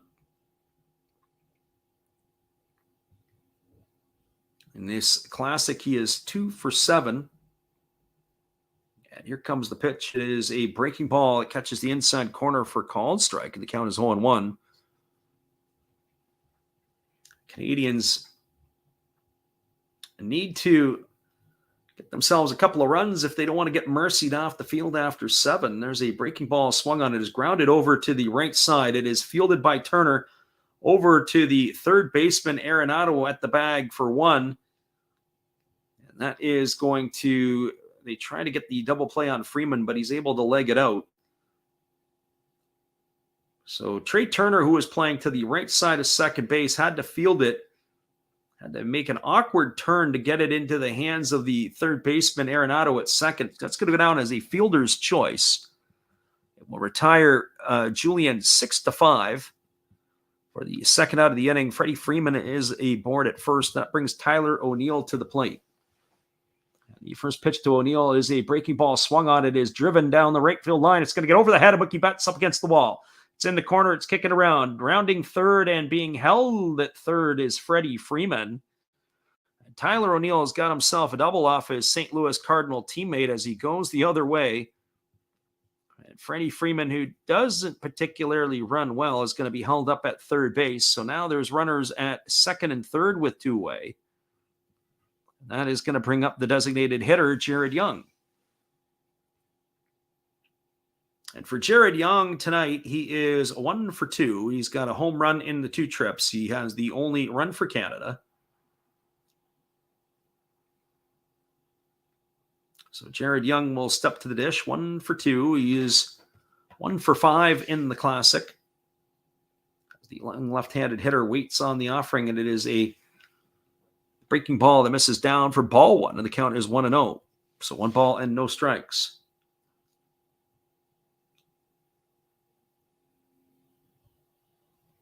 So Michaelis is going to come set at the belt. And now he kicks and delivers. It's a fastball swung on and fouled away. It's going to reach the seats down the third base line, and the count goes even to 1-1 on Young. Young hit .230 in AAA with the Cubs last year with 17 homers and 59 RBIs. He made his big league debut last year in September for the Cubs. There's the pitch from Michaelis. It's a breaking ball that is swung on and fouled away, and the count is now 1 ball and 2 strikes. He had a big cut on that one.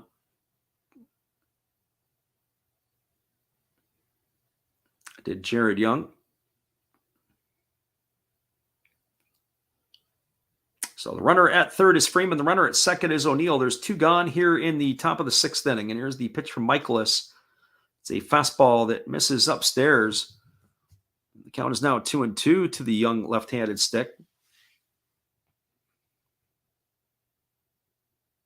So 2 balls and 2 strikes. Be curious to see how Young throws these days. Certainly was not a strength of his as a youngster. There's another fastball that misses upstairs, and the count now is 3-2 on Jared Young. So 3 balls and 2.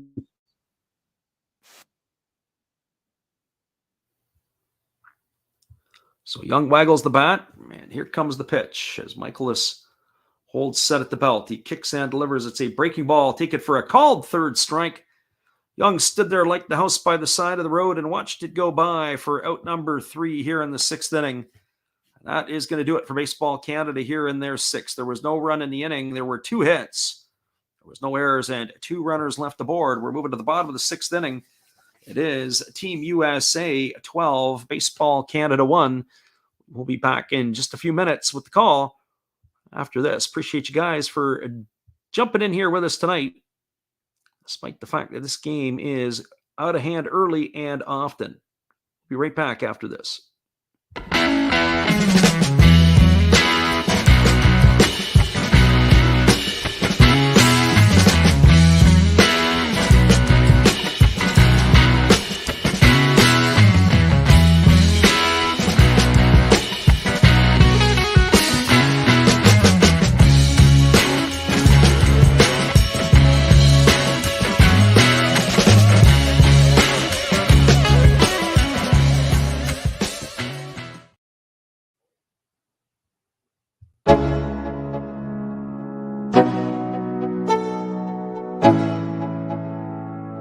Let's go.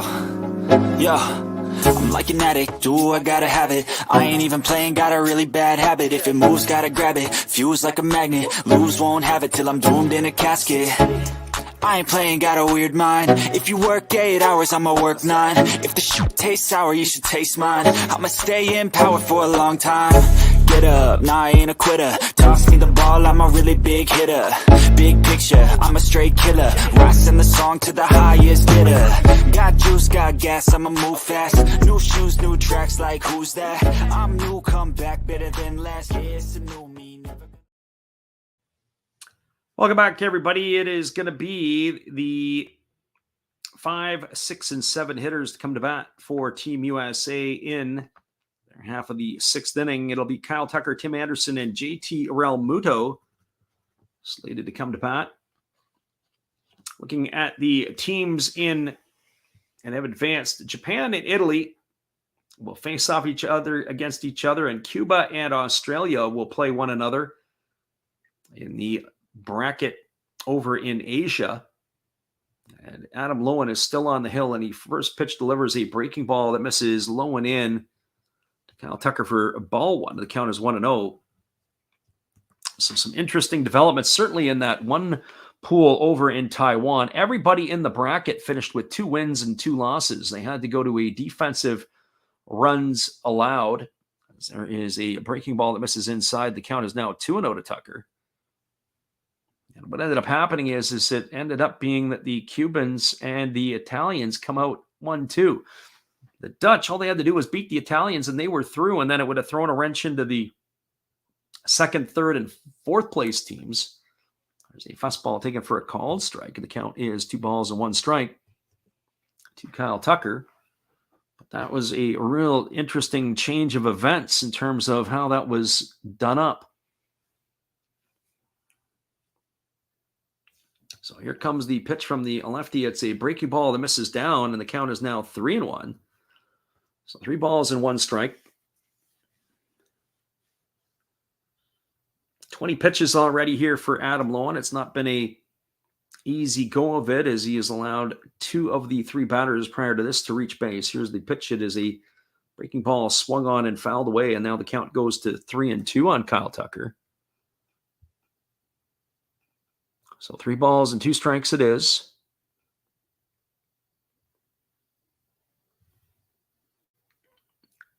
Tucker, the Houston Astros right fielder. And here comes the pitch from Loewen. It's a fastball swung on and fouled away. It's hard to tell at this point in Loewen's career what is a fastball and what isn't.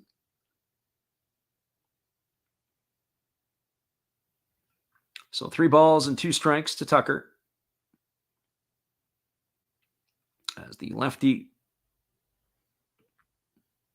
on the mound here, ready to go as he works to the set position. And now he kicks and delivers. It is a fastball swung on and missed. Tucker goes down on strikes. That is the 3rd time today Tucker has been retired. He is gone for out number 1 here in the 6th inning, and that's going to bring the manager out of the Canadian dugout. Ernie Witt is coming out to make a pitching change, it looks like. He's going to come out and get the ball from Adam Loewen. So just like he did a number of years ago, Loewen gives him a smile, a pat on the back. And off goes Adam Loewen, and we are going to get ourselves a pitching change. So stick around, everybody. I'll get you that when we get back in just a moment.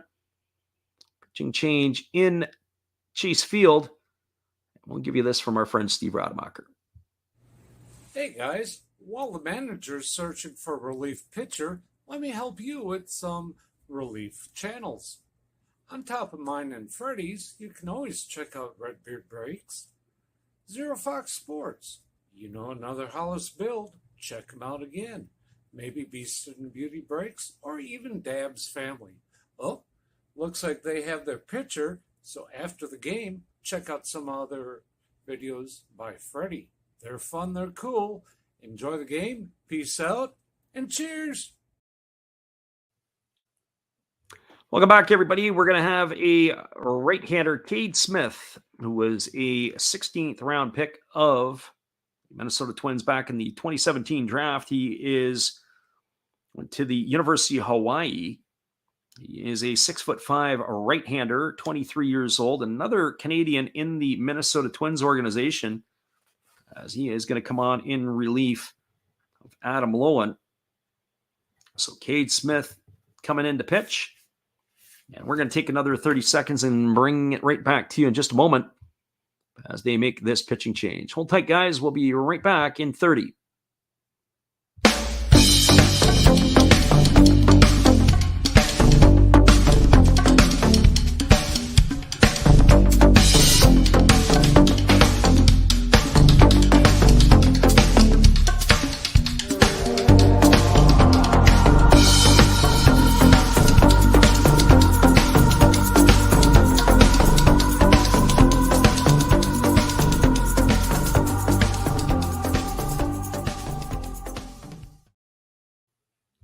Welcome back, everybody. We're just waiting for Smith to complete his warm-up tosses, and we'll be ready to resume the action of this one.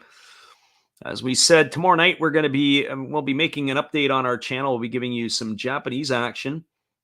And then on Wednesday night, it'll be a Team USA and Colombia, as we'll give that one as well to the masses. And then we will give you another call a little later in this as well. There's a first pitch fastball delivered by Cade Smith.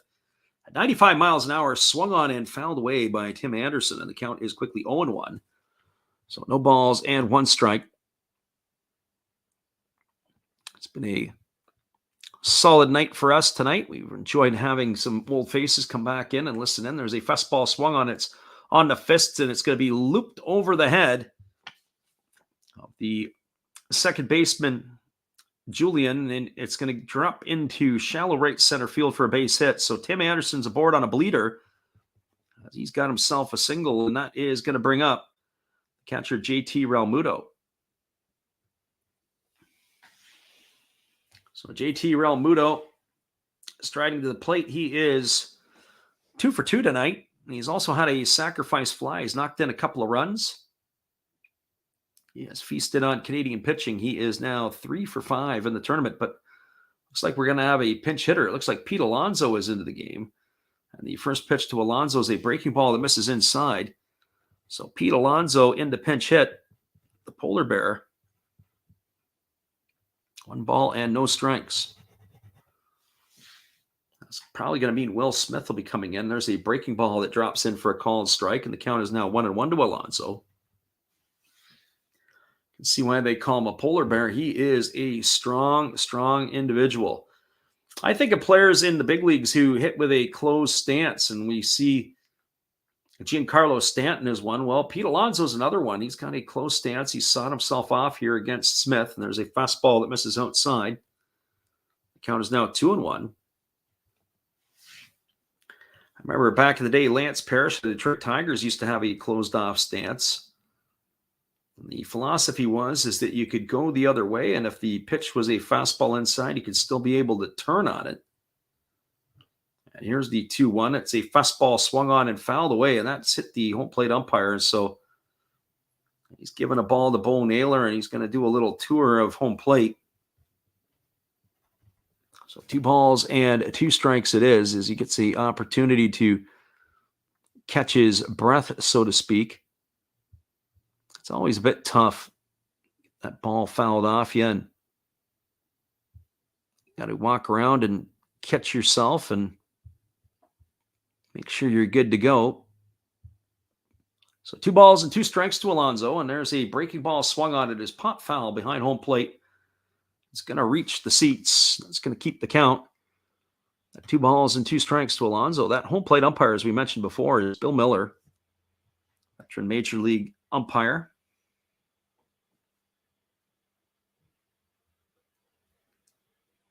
So 2 balls and 2 strikes. The Americans have an 11-run lead. Canada will have one more crack to try to score some runs to keep it from being a mercy situation. And here's the pitch. It is a fastball swung on and missed. Alonso goes down on strikes for the second out of the inning, and that is going to retire Alonso. That'll leave it up to the shortstop, Trey Turner. Well, for Trey Turner tonight, he has homered in 3 trips. He also bounced into a fielder's choice and knocked in a run and flew up to left field. So officially in the books at 1 for 3. 2 for 7 in the tournament with the homer and a couple of runs batted in. And here's the pitch from Cade Smith. It's a fastball taken at the knees for a called strike, and the count is 0-1. So no balls and 1 strike. Turner waggles the bat as he's waiting here on the offering from the right-hander Smith, and that's a breaking ball swung on. It is lifted into left field. Moving it in toward the foul line is Jacob Robson. And he's going to make the catch, and that is going to do it for the 3rd out of the inning.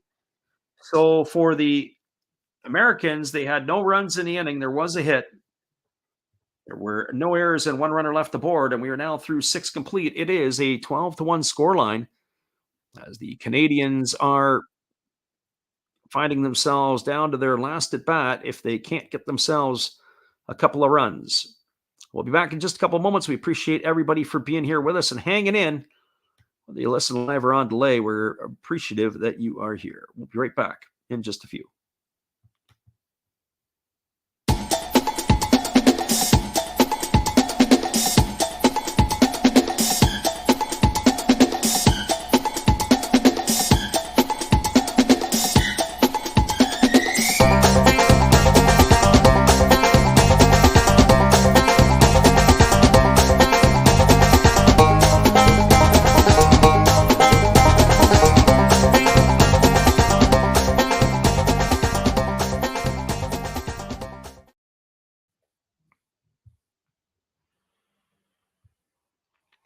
Welcome back, everybody. We are going to be back in just a few. I have BatU66 asked a question earlier on Twitch. I was wondering if you ever cover Korean baseball.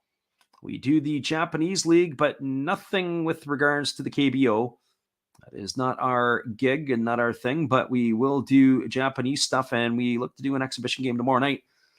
We'll update our channel and our stream as to what time and when that will take place. And so hopefully everybody will get a chance to join us for that one, as we will be calling NPB action again this season. So we are in a commercial break here, as it is going to be for the Americans, the 9, 1, and 2 hitters in the batting order. That means, well, actually, that's where they will come to bat if they come to hit.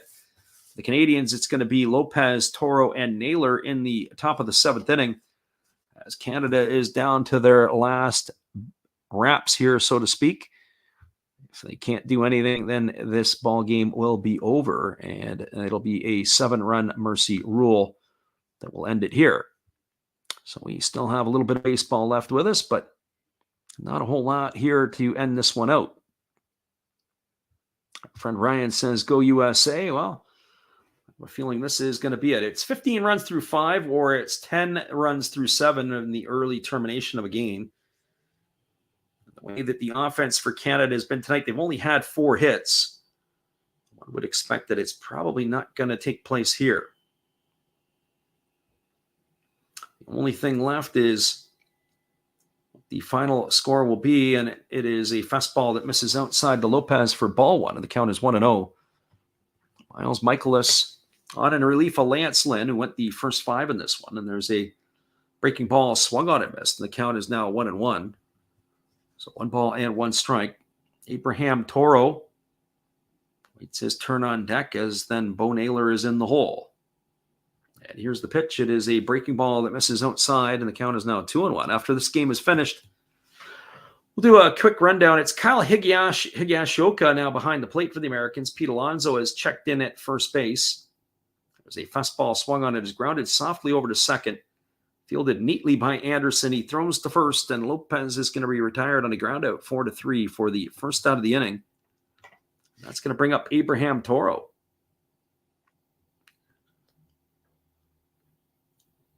So Toro has a single and 2 trips to the dish. Also in the ball game is Bobby Witt Jr. at third base. He's replaced Nolan Arenado, so some of the younger American stars. There's a breaking ball that misses up and away, and the count is 1-0 to Toro. The flying squirrel, Jeff McNeil's got his outfielder glove with him tonight. He is in left field. And here's the pitch. It is a fastball swung on and missed, and the count is now 2-1. Although I have to say, it does look like it is Toro at the dish. So 1 ball and 1 strike to Toro. Looked like it might have been a pinch hitter. There's a fastball at the knees inside, taken for a call and strike. The count is 1-2. Toro has one of the 4 hits for Canada. He is officially 3 for 6 in the tournament. And here's the pitch. It is a fastball swung on. It is popped up down the left field line, but it looks like it's going to reach the seats, and it does. The count is 1-2 still to Toro.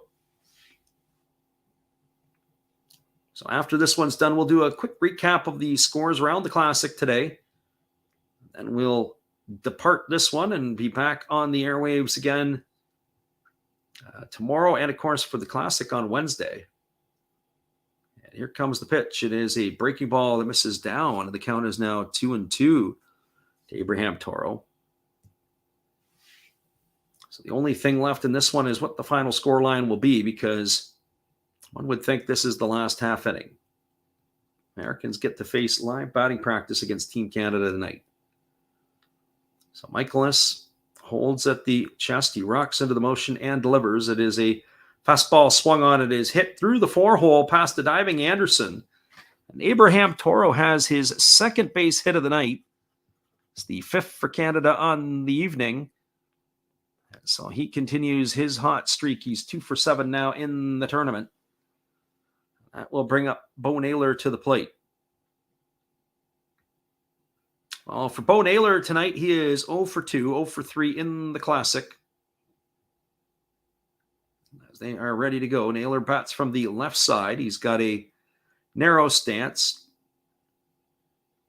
Yeah, don't you know that Canada's coming back? They're down by 11. There's a breaking ball that misses down. The count's 1-0, as our friend the living room says. Yeah, don't start the bus yet. But make sure the Molson Canadian is on ice. Here comes the pitch. It is a fastball swung on. It is lifted into left field, coming in hard and making the catch is Jeff McNeil. That is going to retire Naylor for the second out of the inning. 2 away, and that's going to leave it all up to Denzel Clark. That's assuming Clark isn't going to get pinch hit for. So the Canadian team is down to their final out. And in some ways, the mercy rule is in effect to mercifully put the Canadians out of their misery in this one.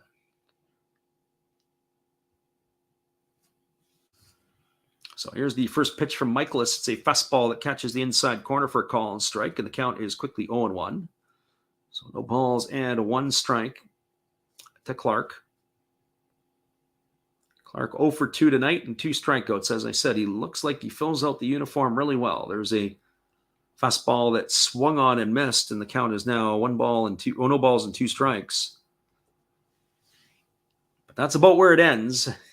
So far, he hasn't shown anything tonight to encourage or discourage people from getting excited about him. And there's a breaking ball ticket for a called third strike, and the people all behind home plate give the called third strike call all in unison. And that is going to do it here as he stood there like the house by the side of the road and watched it go by for out number 3. And that will do it here tonight at Chase Field. No runs, 1 hit, no errors, and 1 runner left aboard for the Canadians in the top of the 7th. The mercy rule is in effect, which makes this game only about a 2-hour and 20-minute affair. It puts the Canadians out of their misery. United States moved to the top of the pool at 2-1. It is Colombia, Mexico, and Canada all at 1-1, with Great Britain in the basement at 1-2. We'll be back in 30 seconds. We'll wrap this baby up, and then we'll give you some of the out-of-town scores, and we're going to call it a night after this. Hang tight, everybody. We'll be back in 30.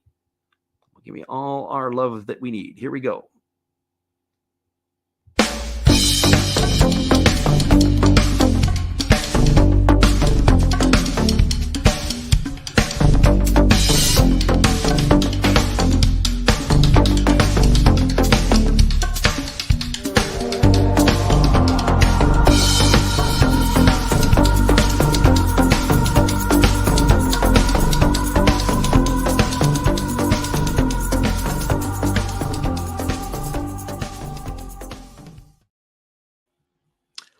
Welcome back, everybody. Well, what was the storyline in this one? Pretty simple. A lot of scoring early and often by the Americans as they were able to keep Canadian bats in check. They jumped out for 9 runs in the bottom of the first inning, highlighted by a 3-run shot to cap it off by Mike Trout. And they never looked back after that. They added 3 more in the second, and then they put their bats away and let the pitching take over. Lance Lynn went 5 strong innings tonight. Miles Michaelis came in for 2. And they were able to keep the Canadian bats at bay. The only run for the Canadians tonight was a solo shot by Jared Young back in the second inning. And that was your final score of 12-1. Around the Classic today, we have the out-of-town scoreboard, and we can give you that as we take a peek. We had an ugly affair over in the game between the Koreans and the Chinese. 22-2. Korea super mercied the Chinese after 5 innings.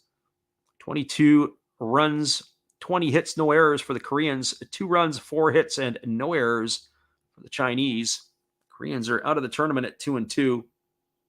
China did not win a game at 0-4. The Dominican Republic knocked off the Nicaraguans today 6-1, 6-12-0 for the Dominican, 1-5-1 for Nicaragua. Christian Javier got the win. It was J.C. Ramirez taking the loss for the Nicaraguans. Great Britain won their first game in the Classic as Great Britain knocked off Colombia 7-5, 7-7-2 for Great Britain, 5-7-2 for the Colombians. Spraker got the win for Great Britain. Gomez took the loss for Colombia, and it was Gibo who got the save. So a pretty cool piece there.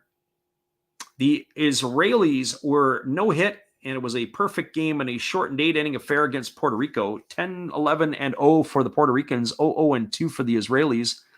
De Leon got the win. He's 1-0, and it was Gordon taking the loss for the Israelis. He dropped to 0-1. And those were your final scores from around the Classic. And once again, the final score here between Canada and the United States: USA 12-10-0, Canada 1-5-0. Your final score 12-1 for Team USA. Once again, everybody, we appreciate you guys for taking the time to listen in. And we look forward to giving you some NPB action and some more Classic action in a couple of nights. We bring you back USA and Colombia.